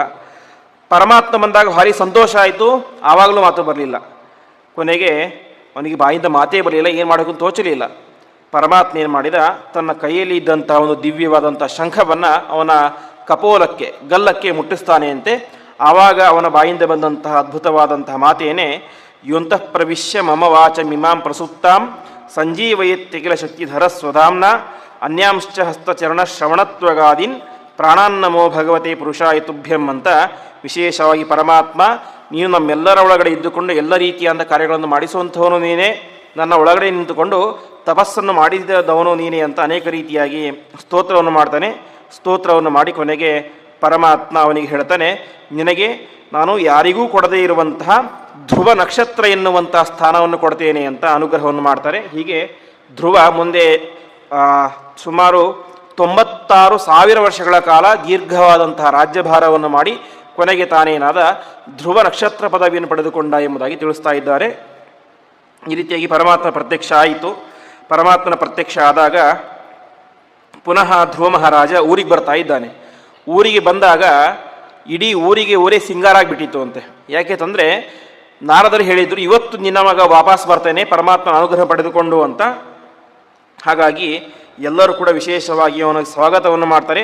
ಸ್ವಾಗತವನ್ನು ಮಾಡಿದಾಗ ಅವನು ಅನೇಕ ವರ್ಷಗಳ ಕಾಲ ತಪಸ್ಸನ್ನು ಅವನ್ನೇ ರಾಜ್ಯಭಾರವನ್ನು ಮಾಡಿ ಮತ್ತೆ ಮುಂದೆ ಧ್ರುವ ನಕ್ಷತ್ರ ಪದವಿಯನ್ನು ಪಡಿತಾನೆ ಎಂಬುದಾಗಿ ತಿಳಿಸ್ತಾ ಇದ್ದಾರೆ. ಹೀಗೆ ಧ್ರುವ ಮಹಾರಾಜನ ಚರಿತ್ರೆಯನ್ನು ತಿಳಿಸುವ ಮೂಲಕ ವಯಸ್ಸು ಸಾಧನೆಗೆ ಪ್ರಧಾನವಲ್ಲ, ಯಾವಾಗ ಮನಸ್ಸಿರುತ್ತೋ ಆವಾಗ ಯಾವ ವಯಸ್ಸಿನೆಲ್ಲ ಬೇಕಾದರೂ ಕೂಡ ಸಾಧನೆ ಮಾಡ್ಬೋದು ಅಂತ ತಿಳಿಸಿ, ಈ ಧ್ರುವ ಮಹಾರಾಜನ ಪರಂಪರೆಯಲ್ಲಿ ಅಂಗ ಎನ್ನುವಂತಹ ಒಬ್ಬ ರಾಜ ಬಂದ. ಆ ಅಂಗ ಮಹಾರಾಜ ಪರಮ ಧಾರ್ಮಿಕನಾಗಿದ್ದ. ಆದರೆ ಈ ಪರಮ ಧಾರ್ಮಿಕನಾದಂತಹ ಅಂಗ ಮಹಾರಾಜನಿಗೆ ಒಬ್ಬ ದುಷ್ಟ ಮಗ ಹುಟ್ಟಿದ. ಅವನ ಹೆಸರು ವೇನ ಅಂತ. ವೇನ ಅಂತಂದರೆ ಅತ್ಯಂತ ದೊಡ್ಡ ದುಷ್ಟ ವ್ಯಕ್ತಿ, ಆಗಿನ ಕಾಲದ ಅತ್ಯಂತ ದುಷ್ಟ ವ್ಯಕ್ತಿ. ಈ ಸಂದರ್ಭದಲ್ಲಿ ಏನಾಯಿತು, ಒಂದು ದಿವಸ ಅಂಗ ಮಹಾರಾಜ ಕಾಡಿಗೆ ಹೋಗಿಬಿಟ್ಟ ಅಂತೆ. ಯಾಕೆಂತಂದರೆ ವೇನನಿಗೆ 24-25 ವರ್ಷ ವಯಸ್ಸಾಗಿತ್ತು. ತಂದೆಯ ಮಾತನ್ನು ಕೂಡ ಕೇಳದೇನೆ ತುಂಬ ಅಧಾರ್ಮಿಕ ಕೆಲಸಗಳನ್ನು ಮಾಡಲಿಕ್ಕೆ ಶುರು ಮಾಡಿದ. ಆವಾಗ ಅಂಗ ಮಹಾರಾಜ ತಾನು ಕಾಡಿಗೆ ಹೋಗಿಬಿಟ್ಟ, ನನ್ನ ಕೈಲಿ ಇನ್ನೂ ಸರಿಪಡಿಸಲಿಕ್ಕೆ ಸಾಧ್ಯ ಇಲ್ಲ ಅಂತ. ಕೊನೆಗೇನಾಯಿತು, ವೇನ ಆ ಜಗತ್ತಿನಲ್ಲಿ ಎಲ್ಲ ಕಡೆಯೂ ಕೂಡ ಯಜ್ಞ ಯಾಗಾದಿಗಳನ್ನೇ ಯಾರೂ ಕೂಡ ಮಾಡಬಾರ್ದು ಅಂತ ಡಂಗುರ ಹೊಡಿಸಿಬಿಟ್ಟ ಅಂತೆ. ಕೊನೆಗೆ ಇಷ್ಟೆಲ್ಲ ಆದಾಗ ಎಲ್ಲ ಋಷಿಮುನಿಗಳು ಕೂಡ ಏನು ಮಾಡ್ತಾರೆ, ವೇನನ ಹತ್ರ ಬಂದು ಕೇಳ್ತಾರೆ ಅಂತೆ, ವೇನ ನೀ ಮಾಡ್ತಾ ಇರೋದು ಸರಿಯಲ್ಲ, ಎಲ್ಲ ಕಡೆ ಯಜ್ಞ ಯಾಗಾದಿಗಳು ಮಾಡುವಂತೆ ನೀನು ಎಲ್ಲ ಕಡೆ ತಿಳಿಸಬೇಕು ಅಂತ ಹೇಳ್ತಾರೆ ಅಂತೆ. ವೇನ ಯಾವುದು ಕೂಡ ಒಪ್ಕೊಳ್ಳೋದಿಲ್ಲ. ಕೊನೆಗೆ ಏನು ಮಾಡ್ತಾರೆ, ಎಲ್ಲ ಋಷಿಮುನಿಗಳು ಕೂಡ ಸೇರಿಕೊಂಡು ಆ ವೇದನನ್ನು ಸಂಹಾರ ಮಾಡಿ ಹಾಕಿಬಿಡ್ತಾರೆ ಅಂತೆ.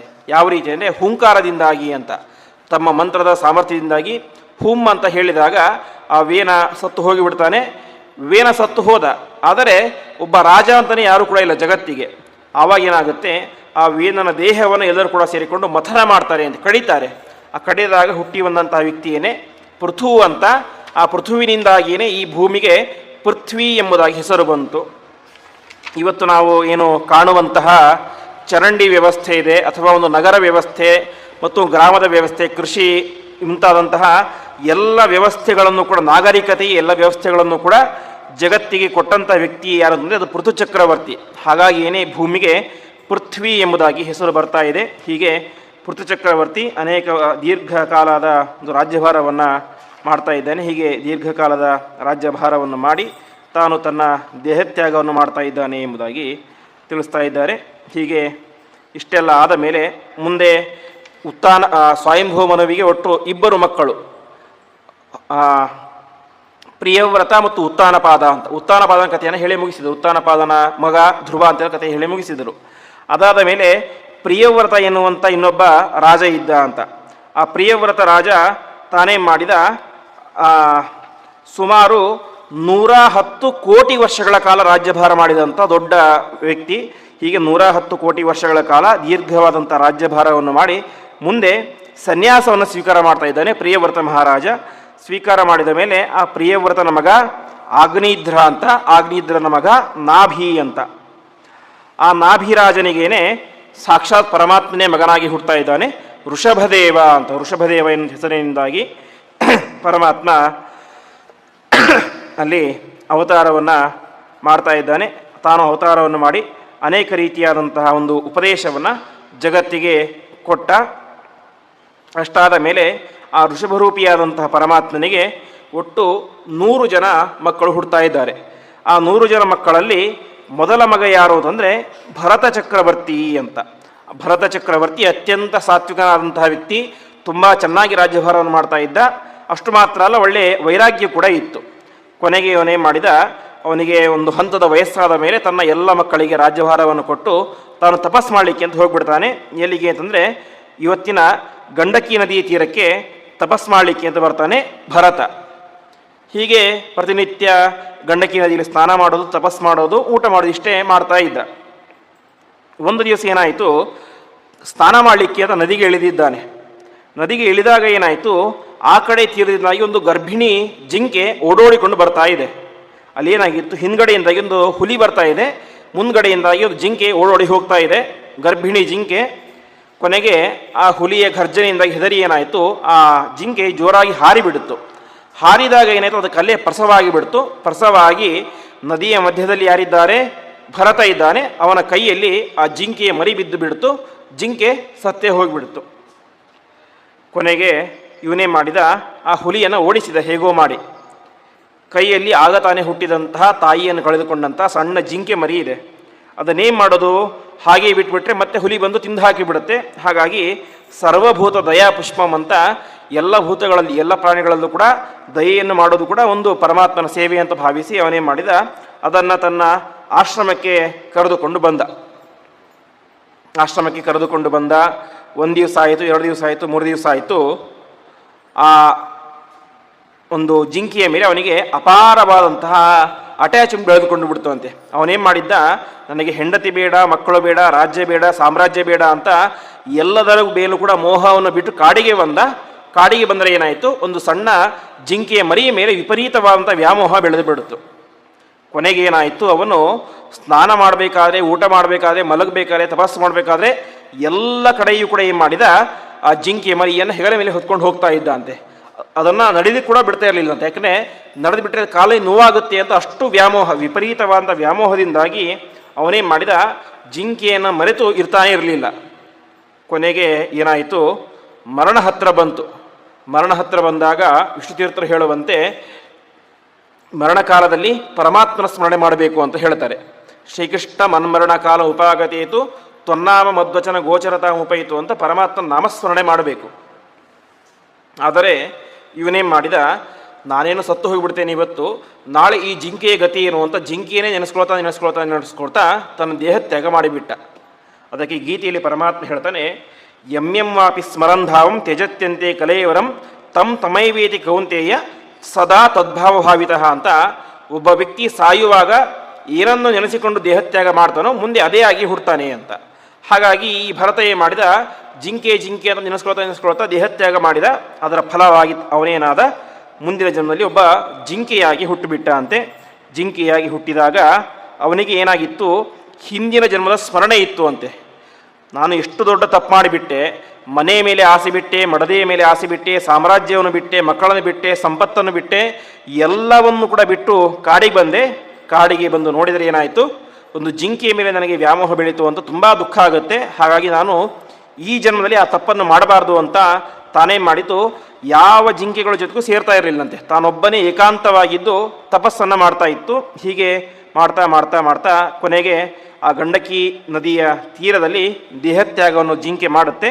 ಅದರ ಒಂದು ಸತ್ಕರ್ಮದ ಪ್ರಭಾವದಿಂದಾಗಿ ಅವನೇನಾದ, ಮುಂದೆ ಅದೇ ಜಿಂಕೆಯೇ ಒಬ್ಬ ಬ್ರಾಹ್ಮಣನಾಗಿ ಹುಟ್ಟುತ್ತಾ ಇದ್ದಾನೆ. ಬ್ರಾಹ್ಮಣನಾಗಿ ಹುಟ್ಟಿದ, ಒಳಗಡೆ ದೊಡ್ಡ ಜ್ಞಾನ ಇದೆ. ಆದರೆ ಜಗತ್ತಿನ ಕಣ್ಣಿಗೆ ಅವನೊಬ್ಬ ಹುಚ್ಚನಂತೆ ಇದ್ದ ಅಂತೆ. ಯಾಕೆಂತಂದರೆ, ನಾನು ಮತ್ತೆ ಸಾಮಾನ್ಯರಂತೆ ಇದ್ಬಿಟ್ರೆ ಮತ್ತೆ ನನಗೆ ಮದುವೆ ಮಾಡ್ತಾರೆ, ಮಕ್ಕಳಾಗತ್ತೆ, ಅದು ಇದು ಆಸ್ತಿ ಗೀಸ್ತಿ ಅಂತ ಬರುತ್ತೆ, ಮತ್ತೆ ಅದೇ ಜಂಜಾಟ ಬರುತ್ತೆ. ನಾನೊಬ್ಬ ಹುಚ್ಚನಂತೆ ಇದ್ಬಿಟ್ರೆ ಏನಾಗುತ್ತೆ, ನನಗೆ ಮದುವೆನೂ ಇಲ್ಲ, ಮನೆಯಲ್ಲೂ ಗೌರವ ಇರೋದೇ, ಯಾರು ಕೂಡ ಹಚ್ಕೊಳ್ಳೋದೇ ಇಲ್ಲ. ಹಾಗಾಗಿ ನಾನು ಜಗತ್ತಿನ ದೃಷ್ಟಿಯಲ್ಲಿ ಒಬ್ಬ ಹುಚ್ಚನಂತೆ ಇದ್ಬಿಡ್ತೇನೆ ಅಂತ ಇದ್ಬಿಡ್ತಾನೆ. ಅವನ ಹೆಸರು ಕೂಡ ಭರತ ಅಂತಾನೇನೆ. ಹಾಗಾಗಿ ಅವನಿಗೆ ಜನರಲ್ಲೂ ಕೂಡ ಎಂದು ಕರಿತಾ ಇದ್ರು, ಜಡಭರತ ಅಂತ ಕರಿತಾ ಇದ್ರು. ಜಡ ಅಂದರೆ ಹುಚ್ಚ, ಏನು ಕೂಡ ಮಾಲೀಕ ಆಗದೇ ಇರೋವಂಥವನು ಅಂತ. ಹೀಗೆ ಜಡಭರತ ಅಂತ ಕರಿತಾ ಇದ್ರು. ಯಾರಿಗೂ ಕೂಡ ಅವನ ಮೇಲೆ ಪ್ರೀತಿ ಇರಲಿಲ್ಲ ಅಂತೆ. ಯಾವಾಗಲೂ ಒಬ್ಬನೇ ಇರ್ತಾ ಇದ್ದೆ, ಮಾತಾಡ್ತಾ ಇರಲಿಲ್ಲ, ನಗ್ತಾ ಇರಲಿಲ್ಲ, ಏನೂ ಕೂಡ ಮಾಡ್ತಾ ಇರಲಿಲ್ಲ. ಹೀಗೆ ಆಯಿತು. ಕೊನೆಗೆ ಜಡಭರತ ಮನೆಯಲ್ಲಿ ಸರಿಯಾಗಿ ಇರ್ತಾ ಇರಲಿಲ್ಲ ಅಂತೆ. ಮನೆ ಬಿಟ್ಟು ಹೊರಗಡೆ ಹೋಗ್ಬಿಡ್ತಾ ಇದ್ದ. ಸಿಕ್ಕಿದರೆ ಊಟ ಮಾಡೋದು, ಇಲ್ಲಿ ಅಂದರೆ ಇಲ್ದ. ಹೀಗೆ ನಿರಂತರವಾಗಿ ಪರಮಾತ್ಮನ ಧ್ಯಾನವನ್ನು ಮಾಡ್ತಾ ಇದ್ದ. ಹೀಗೆ ಮನೆಯವರು ಕೂಡ ಅವನ ಬಗ್ಗೆ ತಲೆ ಕೆಡಿಸ್ಕೊಂಡೇ ಇರಲಿಲ್ಲ. ಒಂದು ದಿವಸ ಏನಾಯಿತು, ಎಲ್ಲೋ ಊರಿಗೆ ಹೋಗ್ತಾ ಇದ್ದಾನೆ. ಊರಿಗೆ ಹೋಗಬೇಕಾದ್ರೆ ಏನಾಯಿತು, ಒಬ್ಬ ರಾಜ ಅಲ್ಲಿ ಒಬ್ಬ ದೇವಿಗೆ, ಭದ್ರಕಾಳಿಗೆ ಬಲಿಯನ್ನು ಕೊಡಬೇಕು ಅಂತ ವ್ಯವಸ್ಥೆ ಮಾಡ್ತಾ ಇದ್ದ.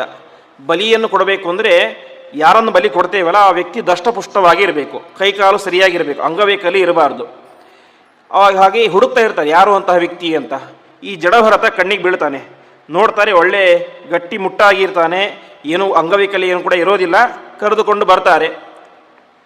ಕರೆದುಕೊಂಡು ಬಂದು ಅವನಿಗೆ ಎಲ್ಲ ಅಲಂಕಾರವನ್ನು ಮಾಡ್ತಾರೆ. ಬಲಿಯನ್ನು ಕೊಡಬೇಕು ಅಂತ ಇನ್ನೇನು ಕತ್ತಿಯನ್ನು ಮೇಲಕ್ಕೆ ಎತ್ತುತ್ತಾನೆ ಅಂತೆ ಕಡಿಯುವಂಥ ವ್ಯಕ್ತಿ. ತಕ್ಷಣದಲ್ಲಿ ಏನಾಗುತ್ತೆ, ಆ ಪ್ರತಿಮೆಯಲ್ಲಿ ಭದ್ರಕಾಳಿ ಇರ್ತಾಳೆ. ಆ ಭದ್ರಕಾಳಿ ಸಾಕ್ಷಾತ್ ಪ್ರತ್ಯಕ್ಷವಾಗಿ ಅಲ್ಲಿ ಇದ್ದಂತಹ ರಾಜರನ್ನು ಎಲ್ಲರನ್ನು ಕೂಡ ಕೊಂದು ಹಾಕಿ ಬಿಡ್ತಾಳೆ ಅಂತೆ. ಯಾಕೆಂತಂದರೆ ಬಲಿ ಕೊಡ್ತಾ ಇರೋದು ಯಾರನ್ನ, ಒಬ್ಬ ದೊಡ್ಡ ಜ್ಞಾನಿಯನ್ನು. ಹಾಗಾಗಿ ಇದು ದೊಡ್ಡ ತಪ್ಪು ಅಂತ ತಿಳಿದುಕೊಂಡು ಆ ಭದ್ರಕಾಳಿ ಅವರನ್ನೇ ತಾನು ಹೊಡೆದು ಓಡಿಸಿಬಿಡ್ತಾಳೆ. ಇಷ್ಟೆಲ್ಲ ಆಯಿತು. ಇಷ್ಟಾದರೂ ಕೂಡ ಏನಾಗಿಲ್ಲ, ಜಡಭರತನಿಗೆ ಇದರ ಎಚ್ಚರವೇ ಇಲ್ಲ ಅಂತೆ. ಅಲ್ಲಿ ದೇವಿ ಪ್ರತ್ಯಕ್ಷ ಆಗಿದ್ದು, ಪ್ರತ್ಯಕ್ಷನಾಗಿ ಆ ರಾಜರನ್ನು ಕೊಂದದ್ದು, ಸೈನಿಕರನ್ನು ಕೊಂದದ್ದು ಯಾವುದೂ ಅವನಿಗೆ ಎಚ್ಚರವೇ ಇಲ್ಲ. ಮತ್ತೆ ವಾಪಸ್ ಹಾಗೆ ತಿರುಗಾಡ್ತಾ ಇದ್ದಾನೆ. ಕೊನೆಗೆ ಅನೇಕ ದಿವಸಗಳಾದ ಮೇಲೆ ಏನಾಯಿತು, ಒಂದು ದಿವಸ ಒಬ್ಬ ರಹುಗಣ ಎನ್ನುವಂತಹ ಒಬ್ಬ ರಾಜ, ಅವನು ಎಲ್ಲೋ ಪ್ರಯಾಣ ಮಾಡ್ತಾ ಇದ್ದ. ಪ್ರಯಾಣ ಮಾಡಬೇಕಾದ್ರೆ ಪಲ್ಲಕ್ಕಿಲಿ ಹೋಗ್ತಾ ಇದ್ದ. ಪಲ್ಲಕ್ಕಿಗೆ ಒಟ್ಟು 4 ಜನ ಬೇಕು ಹೊತ್ಕೊಳ್ಳಿಕ್ಕೆ. ಪಲ್ಲಕ್ಕಿ ಹೊತ್ಕೊಳ್ಳಿಕ್ಕೆ 4 ಜನ ಬೇಕು. ಅಲ್ಲೇನಾಗಿತ್ತು, 3 ಜನ ಮಾತ್ರ ಇದ್ದರು ಅಂತೆ. ಒಬ್ಬ ಬೇಕಿತ್ತು. ಆವಾಗ ನೋಡ್ತಾರೆ ಅಲ್ಲಿ ಜಡಭರತ ಓಡಾಡ್ತಾ ಇದ್ದ. ಜಡಭರತನನ್ನು ಕರೆದುಕೊಂಡು ಹೇಳ್ತಾರೆ, ನೀನು ಈ ಒಂದು ಮೇನೆಯನ್ನು ಹೊತ್ಕೊಳ್ಳೋ ಅಂತ. ಜಡಭರತ ಅದಕ್ಕೆ ಯಾವುದಕ್ಕೂ ತಲೆನೇ ಕೆಡಿಸ್ಕೊಳ್ಳೋದಿಲ್ಲ, ಆರಾಮಾಗಿ ಹೊತ್ಕೊಳ್ತಾನೆ ಹೋಗ್ತಾ ಇರ್ತಾನೆ, ಮುಂದೆ ಹೋಗ್ತಾ ಇರ್ತಾನೆ. ಅವನಿಗೇನಾಗಿತ್ತು, ಜಡಭರತನಿಗೆ ಮುಂದೆ ನೋಡ್ತಾನೆ ಸಣ್ಣ ಸಣ್ಣ ಇರುವೆಗಳು ಹೋಗ್ತಾ ಇರ್ತವೆ, ದಾರಿಯಲ್ಲಿ ಹೋಗ್ತಾ ಇರ್ತವೆ. ನಾನು ಹೆಜ್ಜೆ ಇಟ್ಟರೆ ಏನಾಗುತ್ತೆ, ಇರುವೆಗಳು ಸತ್ತು ಹೋಗಿಬಿಡ್ತವೆ ಅಂತ ಜೋರಾಗಿ ಹಾರ್ಕೊಂಡು ಹೋಗ್ತಾ ಇದ್ದು ಅಂತೆ. ಇದರಿಂದ ಏನಾಗ್ತಾ ಇತ್ತು, ಪಲ್ಲಕ್ಕಿಯ ಒಳಗಡೆ ಕೂತ್ಕೊಂಡಂತಹ ಯಾವ ರಾಜನಿಗೆ ತಲೆ ಮೇಲ್ಗಡೆ ಬಡಿತಾ ಇತ್ತು. 1 ಸಲ ಆಯಿತು, 2 ಸಲ ಆಯಿತು, 3 ಸಲ ಆಯಿತು, ಎಷ್ಟು ಹೊತ್ತಾದರೂ ಕೂಡ ಅದೇ ರೀತಿ ಮಾಡ್ತಾ ಇದ್ದ ಪಾಪ ಅವನು. ಅವನ ಉದ್ದೇಶ ಏನು, ಇರುವೆಗಳಿಗೆ ತೊಂದರೆ ಆಗಬಾರ್ದು ಅಂತ. ರಾಜನಿಗೆ ಯಾವುದು ಕೂಡ ಗೊತ್ತೇ ಇಲ್ಲ. ಕೊನೆಗೆ ರಾಜ ಜೋರಾಗಿ ಬೈತಾನೆ ಅಂತೆ, ನಿಮ್ಮ ತಲೆ ಸರಿದೇನೆ ಇಲ್ವೋ, ಈ ರೀತಿಯಾಗಿ ಓಡಾಡ್ತಾ ಇದ್ದೀರಲ್ಲ ಅಂತ ತನ್ನ ಸೈನಿಕರಿಗೆ ಬೈತಾನೆ ಅಂತೆ. ಆವಾಗ ಸೈನಿಕರು ಹೇಳ್ತಾರೆ, ಇಲ್ಲ ರಾಜ, ನಾವು ಸರಿಯಾಗಿಯೇ ಹೊತ್ತಿದ್ದೇವೆ, ಆದರೆ ಈ ವ್ಯಕ್ತಿ ಸರಿಯಾಗಿ ಹೊರ್ತಾ ಇಲ್ಲ ಅಂತ. ಸರಿ ಅಂತ ಮುಂದೆ ಹೋಗ್ತಾರೆ, ಮತ್ತೆ ಅದೇ ರೀತಿಯಾಗಿ ಮಾಡ್ತಾನೆ ಅಂತೆ. ಆವಾಗ ರಾಜ ಏನು ಮಾಡ್ತಾನೆ, ಅವನಿಗೆ ಅಪಹಾಸ್ಯವನ್ನು ಮಾಡ್ತಾನೆ ಅಂತೆ. ಅಹೋ ಕಷ್ಟಂ ಭ್ರಾತಃ ವ್ಯಕ್ತಂ ಉರು ಪರಿಶ್ರಾಂತಃ ಅಂತ, ನಿನ್ನ ನೋಡಿದರೆ ನನಗೆ ತುಂಬ ಅಯ್ಯೋ ಅಂತ ಅನಿಸುತ್ತೆ ಅಂತ. ಯಾಕೆಂದರೆ ಎಷ್ಟು ತೆಳ್ಳಗಿದ್ದೀಯ ನೀನು ಅಂತ. ವಾಸ್ತವಿಕವಾಗಿ ತುಂಬ ಗಟ್ಟಿಯಾಗಿರ್ತಾನೆ, ದಷ್ಟಪುಷ್ಟವಾಗಿರ್ತಾನೆ, ಆದರೆ ಅವನು ಅಪಹಾಸ್ಯ ಮಾಡ್ತಾನೆ. ಎಷ್ಟು ತೆಳ್ಳಗಿದ್ದೀಯ, ಮೈಯಲ್ಲಿ ಸರಿಯಾಗಿ ರಕ್ತ ಇಲ್ಲ, ತುಂಬ ವಯಸ್ಸಾಗಿಬಿಟ್ಟಿದೆ ನಿನಗೆ, ಹಾಗೆ ಹೀಗೆ ಅಂತ ಅಪಹಾಸ್ಯವನ್ನು ಮಾಡ್ತಾನೆ. ಇಷ್ಟು ಅಪಹಾಸ್ಯವನ್ನು ಮಾಡಿದರೂ ಕೂಡ ಏನು ಮಾಡೋದಿಲ್ಲ, ಅವನಿಗೆ ಅದರ ಎಚ್ಚರವೇ ಇರೋದಿಲ್ಲ. ಜಡಭರತನಿಗೆ ಸುಮ್ಮನೆ ತನ್ನ ಪಾಡಿಗೆ ತಾನು ಪಲ್ಲಕ್ಕಿನ ಹೊತ್ಕೊಂಡು ಹೋಗ್ತಾ ಇರ್ತಾನೆ. ಕೊನೆಗೆ ರಘುಗಣ ಮಹಾರಾಜನಿಗೆ ಭಾರಿ ಸಿಟ್ಟು ಬರುತ್ತಂತೆ, ನಿನ್ನನ್ನು ನಾನು ಕೊಂದೇ ಬಿಡ್ತೇನೆ ಅಂತ ಪಲ್ಲಕ್ಕಿಂದ ಕೆಳಗಡೆ ಇಳಿತಾನೆ ಅಂತೆ. ಆವಾಗ ಅವನು ಹೇಳ್ತಾನೆ, ರಾಜ ನಿನ್ನ ಮಾತೇ ಸರಿಯಾಗಿ ಇಲ್ಲ ಅಂತ ಹೇಳ್ಬಿಡ್ತಾನೆ ಅಂತೆ. ಯಾಕೆ ಸರಿಯಾಗಿಲ್ಲ ಅಂತಂದರೆ, ನೀನೇನು ಹೇಳ್ತಾ ಇದ್ದೀಯಾ, ನೀನು ಪಲ್ಲಕ್ಕಿನ ಹೊತ್ಕೊಂಡಿದ್ದೀಯಾ ಅಂತ ಹೇಳ್ತಾ ಇದ್ದೀಯಾ. ರಾಜ, ಪಲ್ಲಕ್ಕಿಯನ್ನು ನಾನು ಹೊತ್ಕೊಂಡೇ ಇಲ್ಲ ಅಂತ ಹೇಳ್ತಾನೆ. ಪಲ್ಲಕ್ಕಿಯನ್ನು ಹೊತ್ಕೊಂಡವನು ನಾನಲ್ಲ, ನಡೀತಾ ಇರೋನು ನಾನಲ್ಲ, ಮತ್ಯಾರು ಅಂತಂದರೆ ನನ್ನ ಒಳಗಡೆ ಇರುವಂತಹ ಪರಮಾತ್ಮನೇ ನಿನ್ನ ಪಲ್ಲಕ್ಕಿನ ಹೊತ್ಕೊಂಡಿದ್ದಾನೆ, ಅವನೇ ನಡೀತಾ ಇದ್ದಾನೆ, ಅವನೇ ಓಡ್ತಾ ಇದ್ದಾನೆ, ಹಾಗಾಗಿ ನಾನೇನೂ ಕೂಡ ಮಾಡ್ತಾ ಇಲ್ಲ ಅಂತ ಹೇಳ್ಬಿಡ್ತಾನೆ ಅಂತೆ.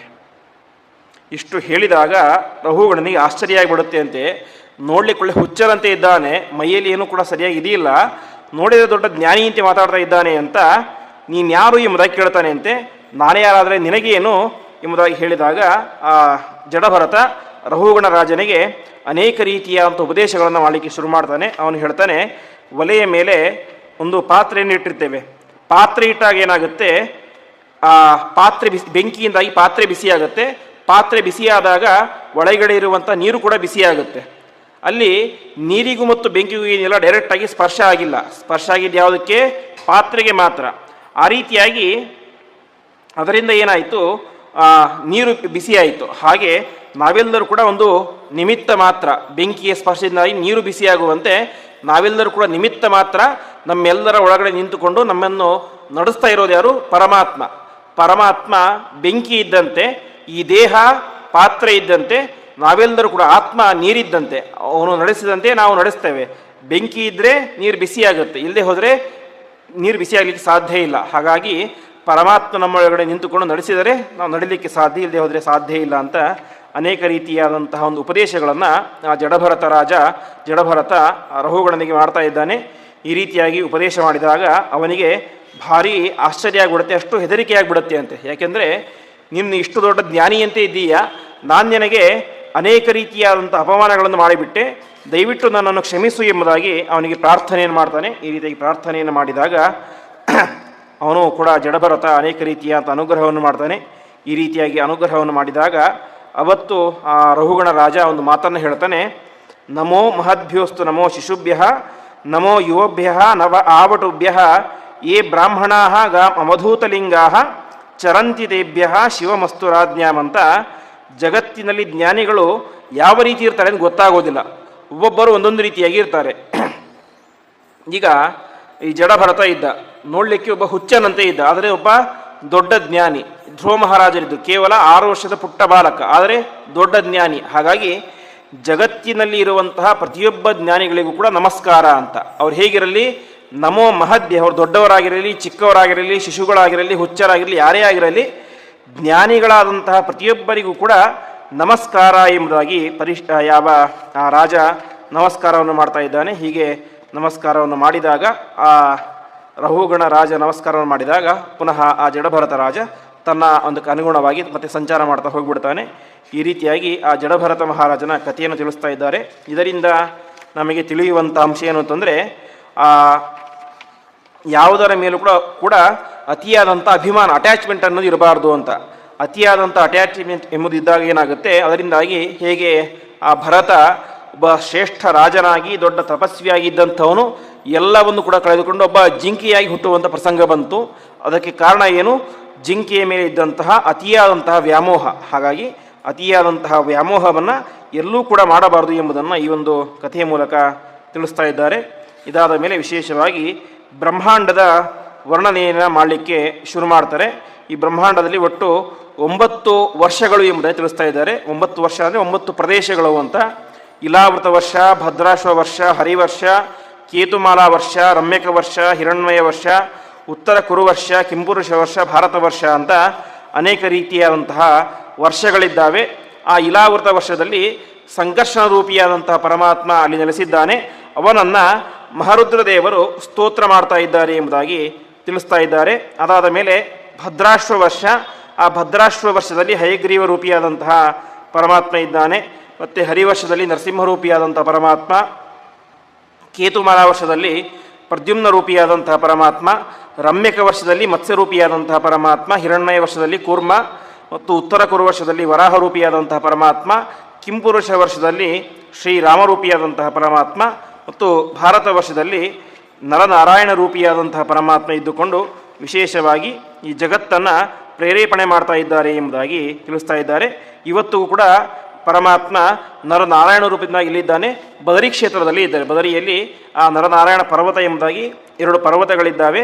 ಆ ಪರ್ವತಗಳಲ್ಲಿ ಇರುವಂಥ ಪರಮಾತ್ಮನನ್ನು ಇವತ್ತಿಗೂ ಕೂಡ ಏನು ಮಾಡ್ತಾ ಇದ್ದಾರೆ, ನಾರದರು ವಿಶೇಷವಾಗಿ ಸ್ತೋತ್ರ ಮಾಡ್ತಾ ಇದ್ದಾರೆ ಎಂಬುದಾಗಿ ತಿಳಿಸ್ತಾ ಇದ್ದಾರೆ. ಈ ರೀತಿಯಾಗಿ ಅದರ ಮಹತ್ವವನ್ನು ಹೇಳಿ ಕೊನೆಗೆ ಕಲಿಯುಗದ ಮಹತ್ವವನ್ನು ಹೇಳಲಿಕ್ಕೆ ಬರ್ತಾರೆ.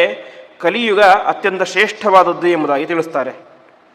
ವಿಷ್ಣು ತೀರ್ಥರು ಕೂಡ ಆ ಒಂದು ಕಾಲ ಪ್ರಶಂಸಾ ಪ್ರಕರಣ ಅಂತ ಮಾಡಿದ್ದಾರೆ. ಅದರಲ್ಲಿ ಈ ಕಲಿಕಾಲ ಎಷ್ಟು ಮಹತ್ವವಾದದ್ದು ಎಂಬುದಾಗಿ ತಿಳಿಸ್ತಾ ಹೋಗ್ತಾರೆ. ಕಲ್ಪಾಯುಷಾಂ ಸ್ಥಾನ ಜಯ ಪುನರ್ಭವಾತ್ ಕ್ಷಣಾಯುಷಾಂ ಭಾರತ ಭೂಜಯೋವರಹ ಅಂತ. ಅಂದರೆ ಕೃತಯುಗ ಅಂತ ಇತ್ತು ಪ್ರಾರಂಭದಲ್ಲಿ. ಆ ಕೃತಯುಗದಲ್ಲಿ ಒಳ್ಳೆಯ ಕೆಲಸಗಳನ್ನು, ಪುಣ್ಯ ಕಾರ್ಯಗಳನ್ನು ಜಾಸ್ತಿ ಮಾಡಿದಾಗ ಸ್ವಲ್ಪ ಫಲ ಮಾತ್ರ ಬರ್ತಾ ಇತ್ತು ಅಂತೆ. ಅರ್ಥಾತ್ 100 ಪುಣ್ಯ ಕಾರ್ಯಗಳನ್ನು ಮಾಡಿದರೆ ಫಲ ಎಷ್ಟು? 10% ಮಾತ್ರ. ಆದರೆ ಕಲಿಯುಗದಲ್ಲಿ ಹಾಗಲ್ಲ ಅಂತೆ. 10 ಪುಣ್ಯ ಕಾರ್ಯಗಳನ್ನು ಮಾಡಿದರೆ ಫಲ ಎಷ್ಟು? 100% ಅಂತ. ಆ ರೀತಿಯಾಗಿ ಯಾಕೆ ಅಂತಂದರೆ ಕೃತಯುಗ ಧರ್ಮವನ್ನು ಮಾಡಲಿಕ್ಕೆ ಅಂತಲೇ ಇರುವಂತಹ ಯುಗ. ಹಾಗಾಗಿ ಅಲ್ಲಿ ನಾವು ತಪಸ್ ಮಾಡಲಿಕ್ಕೆ ಅಂತ ಶುರು ಮಾಡಿದರೆ ಅದಕ್ಕೆ ಏನು ಕೂಡ ವಿಘ್ನಗಳು ಬರ್ತಾ ಇರಲಿಲ್ಲ. ಕಲಿಯುಗ ಹಾಗಲ್ಲ. ಕಲಿಯುಗ ಅಧರ್ಮಕ್ಕೆ ಅಂತ ಇರುವಂತಹ ಯುಗ. ಹಾಗಾಗಿ ಇಲ್ಲಿ ಧರ್ಮ ಕಾರ್ಯಗಳನ್ನು ಮಾಡಲಿಕ್ಕೆ ಅನೇಕ ರೀತಿಯಾದಂಥ ಅಡ್ಡಿ ಆತಂಕಗಳು ಬರ್ತವೆ. ಹಾಗಾಗಿ ಇಂತಹ ಘೋರವಾದಂಥ ಕಲಿಯುಗದಲ್ಲಿ 10% ಪುಣ್ಯ ಮಾಡಿದರೂ ಕೂಡ ಏನಾಗುತ್ತೆ, ಅದರಿಂದಾಗಿ 100% ಪುಣ್ಯ ಬರುತ್ತೆ. ಹಾಗಾಗಿ ಕಲಿಯುಗ ಎಂಬುದು ಅತ್ಯಂತ ಶ್ರೇಷ್ಠವಾದಂತಹ ಕಾಲ ಎಂಬುದಾಗಿ ತಿಳಿಸ್ತಾ ಇದ್ದಾರೆ. ಅಷ್ಟು ಮಾತ್ರ ಅಲ್ಲ, ಕಲವು ಸಂಕೀರ್ತನಾದೇವ ಹರಿರಿಯ ದಾಸ್ಯತೆ ಅಸಂಭವಂ ಅಂತ ಪುರಾಣದಲ್ಲಿ ಹೇಳುವಂತೆ ಹಿಂದೆಲ್ಲ ಪರಮಾತ್ಮ ಅನುಗ್ರಹ ಮಾಡಬೇಕಾಗಿತ್ತು ಅಂತಂದರೆ ಕೃತಯುಗದಲ್ಲಿ 1000 ವರ್ಷಗಳ ಕಾಲ ದೀರ್ಘವಾದಂಥ ತಪಸ್ಸನ್ನು ಮಾಡಿದಾಗ ಪರಮಾತ್ಮ ಪ್ರತ್ಯಕ್ಷನಾಗ್ತಾ ಇದ್ದ, ಅನುಗ್ರಹ ಮಾಡ್ತಾ ಇದ್ದ ಅಂತೆ. ಮುಂದೆ ದ್ವಾಪರ ಯುಗ ಬಂತು. ದ್ವಾಪರ ಯುಗದಲ್ಲಿ 1000 ವರ್ಷ ತಪಸ್ಸನ್ನು ಮಾಡಲಿಕ್ಕೆ ಸಾಧ್ಯ ಇಲ್ಲ. ತ್ರೇತಾಯುಗದಲ್ಲಿ ಆವಾಗ ಏನು ಮಾಡ್ತಾ ಇದ್ರು, ಯಜ್ಞಯಾಗಗಳನ್ನು ಮಾಡಿ ಪರಮಾತ್ಮ ಅನುಗ್ರಹವನ್ನು ಸಂಪಾದನೆ ಮಾಡಿಕೊಳ್ತಾ ಇದ್ರು. ಮುಂದೆ ದ್ವಾಪರ ಯುಗ ಬಂತು. ದ್ವಾಪರ ಯುಗದಲ್ಲಿ ಅದು ಕೂಡ ಸಾಧ್ಯ ಇಲ್ಲ. ಹಾಗಾಗಿ ಜ್ಞಾನಿಗಳ ಸೇವೆಯನ್ನು ಮಾಡಿ ಪರಮಾತ್ಮನ ಅನುಗ್ರಹವನ್ನು ಸಂಪಾದನೆ ಮಾಡಿಕೊಳ್ತಾ ಇದ್ರು. ಕಲಿಯುಗದಲ್ಲಿ ಅದೂ ಸಾಧ್ಯ ಇಲ್ಲ. ಯಜ್ಞ ಯಾಗಾದಿಗಳು ಸಾಧ್ಯ ಇಲ್ಲ, ತಪಸ್ಸು ಸಾಧ್ಯ ಇಲ್ಲ, ಜ್ಞಾನಿಗಳ ಸೇವೆಯನ್ನು ಮನಃಪೂರ್ವಕವಾಗಿ ಮಾಡಲಿಕ್ಕೆ ಕೂಡ ಸಾಧ್ಯ ಇಲ್ಲ. ಹಾಗಾಗಿ ಕಲಿಯುಗದಲ್ಲಿ ಪರಮಾತ್ಮ ಯಾವುದರಿಂದಾಗಿ ನಮಗೆ ಅನುಗ್ರಹ ಮಾಡ್ತಾನೆ ಅಂತಂದರೆ ಕಲವು ಸಂಕೀರ್ತನಾದೇವ ಹರಿರಿ ದಾಸ್ಯತೆ ಅಸಂಭವಂ ಅಂತ. ಕಲಿಯುಗದಲ್ಲಿ ಪರಮಾತ್ಮನ ನಾಮಸ್ಮರಣೆಯನ್ನು ಭಕ್ತಿಯಿಂದಾಗಿ ಮಾಡಿದರೆ ಸಾಕು, ಅದರಿಂದಾಗಿಯೇ ಪರಮಾತ್ಮ ಅನುಗ್ರಹ ಮಾಡ್ತಾನೆ ಎಂಬುದಾಗಿ ತಿಳಿಸ್ತಾ ಇದ್ದಾರೆ. ಯತ್ರ ಸಂಕೀರ್ತನಾದೇವ ಹರಿರ್ ದಾಸ್ಯತೆ ಅಸಂಭವಂ ಅಂತ. ಅದಕ್ಕೆ ವಿಷ್ಣು ತೀರ್ಥರು ಪ್ರಶ್ನೆ ಮಾಡಿಕೊಳ್ತಾರೆ ತಮ್ಮ ಸಾರೋದ್ಧಾರದಲ್ಲಿ, ಪರಮಾತ್ಮನ ನಾಮಸ್ಮರಣೆ ಮಾಡೋದು ತುಂಬ ಕಷ್ಟ ಅಲ್ಲ ಅಂತ. ಈಗ ನಾನು ಹೇಳ್ತೇನೆ ನಾರಾಯಣ ಅಂತ ಹೇಳ್ತೇನೆ, ಅದಕ್ಕೆ ತುಂಬ ಕಷ್ಟ ಆಯಿತಾ? ಇಲ್ಲ. ಹಾಗಾಗಿ ಇದು ತುಂಬ ಸುಲಭವಾಗಿ ಮಾಡುವಂತಹ ಉಪಾಯ, ಇದಕ್ಕೆ ಯಾಕೆ ಅಷ್ಟು ಫಲ ಬರುತ್ತೆ ಅಂತ ಪ್ರಶ್ನೆ ಮಾಡಿಕೊಳ್ತಾರೆ. ಅದಕ್ಕೆ ಹೇಳ್ತಾರೆ, ಕಲಿಯುಗದಲ್ಲಿ ಭಕ್ತಿಯಿಂದಾಗಿ ಒಂದು ಸಲ ಪರಮಾತ್ಮನ ನಾಮಸ್ಮರಣೆ ಮಾಡಬೇಕಾದಂದ್ರೂ ಕೂಡ ಅದಕ್ಕೆ ಎಷ್ಟು ಪುಣ್ಯ ಬೇಕು ಅಂತಂದರೆ ಅನೇಕ ಜನ್ಮ ಜನ್ಮಾಂತರಗಳಲ್ಲಿ ಮಹಾತ್ಮರ ಪಾದ ಸೇವೆಯನ್ನು ಮಾಡಿದಾಗ ಮಾತ್ರ ಏನಾಗುತ್ತೆ, ಕಲಿಯುಗದಲ್ಲಿ ಪರಮಾತ್ಮನ ನಾಮಸ್ಮರಣೆಯನ್ನು ಒಂದು ಸಲ ಭಕ್ತಿಯಿಂದ ಹೇಳುವಂತಹ ಒಂದು ಯೋಗ್ಯತೆ ಬರುತ್ತೆ ಎಂಬುದಾಗಿ ತಿಳಿಸ್ತಾ ಇದ್ದಾರೆ. ಹಾಗಾಗಿ ಇನ್ನು ನಾರಾಯಣ ಹರಿ ಕೃಷ್ಣ ಅಂತ ಹೇಳಿದೆ ಅಂದ ತಕ್ಷಣ ಅದು ಸುಲಭ ಅಂತ ಅರ್ಥ ಅಲ್ಲ. ಆ ರೀತಿಯಾಗಿ ಭಕ್ತಿಯಿಂದ ಹೇಳಬೇಕು ಅಂತಾಗಿದ್ದರೆ ಏನಾಗಿರಬೇಕು, ಅನೇಕ ಜನ್ಮ ಜನ್ಮಾಂತರಗಳಲ್ಲಿ ಪರಮಾತ್ಮನ ಭಕ್ತರ ವಿಶೇಷವಾದಂಥ ಸೇವೆಯನ್ನು ಮಾಡಿರಬೇಕು. ಅದರಿಂದ ಮಾತ್ರ ಏನಾಗುತ್ತೆ, ಈ ಒಂದು ಜನ್ಮದಲ್ಲಿ ಅಂತಹ ಪರಮಾತ್ಮನ ನಾಮಸ್ಮರಣೆಯನ್ನು ಮಾಡುವಂಥ ವಿಶೇಷವಾದಂತಹ ಯೋಗ್ಯತೆ ಬರುತ್ತೆ ಎಂಬುದಾಗಿ ತಿಳಿಸ್ತಾ ಇದ್ದಾರೆ. ಅದಾದ ಮೇಲೆ ಆ ಪಂಚಮಸ್ಕಂದದ ಕೊನೆಯಲ್ಲಿ ಅನೇಕ ರೀತಿಯಾದಂತಹ ನರಕಗಳ ಬಗ್ಗೆ ವರ್ಣನೆ ಮಾಡ್ತಾರೆ. ಕಲಿಯುಗ ಆದ ಮೇಲೆ ನರಕದ ಬಗ್ಗೆ ವರ್ಣನೆ, ನರಕದಲ್ಲಿ ಯಾವ ಯಾವ ಪಾಪಗಳನ್ನು ಮಾಡಿದಂತಹ ವ್ಯಕ್ತಿಗೆ ಯಾವ ಯಾವ ರೀತಿಯಾದ ಶಿಕ್ಷೆಯಾಗುತ್ತೆ ಎಂಬುದಾಗಿ ಅತ್ಯಂತ ವಿಸ್ತಾರವಾಗಿ ತಿಳಿಸ್ತಾ ಹೋಗ್ತಾರೆ. ಹಾಗಾಗಿ ಭೂಲೋಕದಲ್ಲಿ ಹುಟ್ಟಿದಾಗ ಪುಣ್ಯಕರ್ಮಗಳನ್ನು ಮಾಡಿದಾಗ ಅದರಿಂದಾಗಿ ಸ್ವರ್ಗ ಎಂಬುದು ಸಿಗುತ್ತೆ, ಪಾಪ ಕಾರ್ಯಗಳನ್ನು ಮಾಡಿದಾಗೆ ಅದಕ್ಕೆ ಅನುಗುಣವಾದಂಥ ನರಕ ಎಂಬುದು ಸಿಗುತ್ತೆ. ಹಾಗಾಗಿ ಯಾವಾಗಲೂ ಕೂಡ ಸತ್ಕರ್ಮಗಳನ್ನೇ ಮಾಡ್ತಾ ಇರಬೇಕು. ಅದರಲ್ಲೂ ಕೂಡ ವಿಶೇಷವಾಗಿ ಕಲಿಯುಗದಲ್ಲಿ ಅತ್ಯಂತ ಪುಣ್ಯಪ್ರದಾಯಕವಾದಂಥ ಕೆಲಸ ಅಂತಂದರೆ ಅದು ಪರಮಾತ್ಮನ ನಾಮಸ್ಮರಣೆ. ದಾಸರು ಹೇಳುವಂತೆ ಕಲಿಯುಗದಳು ಹರಿನಾಮವನ್ನೆನೆದರೆ ಕುಲ ಕೋಟಿಗಳು ಉದ್ಧರಿಸುವವು ಅಂತ ಪರಮಾತ್ಮನ ನಾಮಸ್ಮರಣೆ ಮಾಡಿದರೆ ಬರೀ ನಮ್ಮ ಉದ್ಧಾರ ಮಾತ್ರ ಅಲ್ಲ, ನಮ್ಮ ಇಡೀ ಕುಲವೇ ಉದ್ಧಾರ ಆಗುತ್ತೆ ಎಂಬುದಾಗಿ ತಿಳಿಸ್ತಾ ಇದ್ದಾರೆ. ಅದಕ್ಕೋಸ್ಕರವೇ ವಿಷ್ಣುತೀರ್ಥರು ಒಂದು ಪ್ರಕರಣವನ್ನೇ ಮಾಡಿದ್ದಾರೆ, ನಾಮ ಪ್ರಶಂಸಾ ಪ್ರಕರಣ ಅಂತ. ನಾಮ ಪ್ರಶಂಸೆಯನ್ನು ಮಾಡುವಂಥ ವಿಶೇಷ ಪ್ರಕರಣ ಅಂತ ಅಲ್ಲಿ ಅನೇಕ ರೀತಿಯಂಥ ಕಾರ್ಯಗಳನ್ನು ಹೇಳ್ತಾ ಹೋಗ್ತಾರೆ. ಅಷ್ಟು ಮಾತ್ರ ಅಲ್ಲ, ಕಲಿಯುಗದ ಮಹತ್ವವನ್ನು ಹೇಳಬೇಕಾದರೆ ದೇವಾನುದೇವತೆಗಳೆಲ್ಲರೂ ಕೂಡ ತಪಸ್ಸು ಮಾಡ್ತಾ ಇದ್ರು ಅಂತೆ. ಯಾವಾಗ? ಕೃತಯುಗದಲ್ಲಿ ತಪಸ್ಸನ್ನು ಮಾಡಿ ಪರಮಾತ್ಮ ಪ್ರತ್ಯಕ್ಷ ಆದಾಗ ವರ ಕೇಳ್ತಾ ಇದ್ರು ಅಂತೆ. ಏನು ವರ? ನಾವು ಕಲಿಯುಗದಲ್ಲಿ ಹುಟ್ಟಬೇಕು ಅಂತ ವರ ಕೇಳ್ತಾ ಇದ್ರು ಅಂತೆ. ಇದು ವಿಚಿತ್ರ ಅಂತ ಅನಿಸುತ್ತೆ ನಮಗೆ. ಯಾಕೆಂದರೆ ಕಲಿಯುಗ ಅತ್ಯಂತ ಘೋರವಾದಂತಹ ಯುಗ, ಕೃತಯುಗ ಅತ್ಯಂತ ಶ್ರೇಷ್ಠವಾದಂತಹ ಯುಗ. ಕೃತಯುಗದಲ್ಲಿ ಸಾವಿರಾರು ವರ್ಷ ಕಷ್ಟಪಟ್ಟು ತಪಸ್ಸನ್ನು ಮಾಡಿ ಕಲಿಯುಗದಲ್ಲಿ ಹುಟ್ಟಬೇಕಾದ್ರೆ ಏನು ವಿಚಿತ್ರ ವರ ಅಂತಂದರೆ ಅದಕ್ಕೆ ದೇವತೆಗಳು ಹೇಳ್ತಾರೆ ಅಂತೆ, ಪರಮಾತ್ಮ ನಾವು ಈ ಕೃತಯುಗದಲ್ಲಿ ಸಾವಿರಾರು ವರ್ಷಗಳ ಕಾಲ ಕಷ್ಟಪಟ್ಟು ತಪಸ್ಸು ಮಾಡುವುದು ಒಂದೇ, ಕಲಿಯುಗದಲ್ಲಿ ಒಂದು ಸಲ ಪರಮಾತ್ಮನ ನಾಮಸ್ಮರಣೆಯನ್ನು ಭಕ್ತಿಯಿಂದ ಮಾಡುವುದು ಒಂದೇ. ಹಾಗಾಗಿ ನಮಗೆ ಕಲಿಯುಗದಲ್ಲಿ ಜನ್ಮವನ್ನು ಕೊಡುವ ಎಂಬುದಾಗಿ ದೇವತೆಗಳು ಕೇಳ್ತಾರೆ ಎಂಬುದಾಗಿ ಭಾಗವತದಲ್ಲಿ ಬರುತ್ತೆ. ಅರ್ಥಾತ್ ಕಲಿಯುಗದ ಮಹತ್ವ ಅಷ್ಟು ಅಂತ. ಇಲ್ಲಿ ಧರ್ಮಾಚರಣೆಯನ್ನು ಮಾಡಲಿಕ್ಕೆ ಇರುವಂತಹ ಅವಕಾಶಗಳು ಕಡಿಮೆ. ಹಾಗಾಗಿ ಕಡಿಮೆ ಮಾಡಿದರೂ ಕೂಡ ಏನಾಗುತ್ತೆ, ಅದಕ್ಕೆ ವಿಶೇಷವಾದಂಥ ಪುಣ್ಯ ಬರುತ್ತೆ. ಹಾಗಾಗಿ ಕಲಿಯುಗ ಅತ್ಯಂತ ಶ್ರೇಷ್ಠವಾದಂಥ ಯುಗ.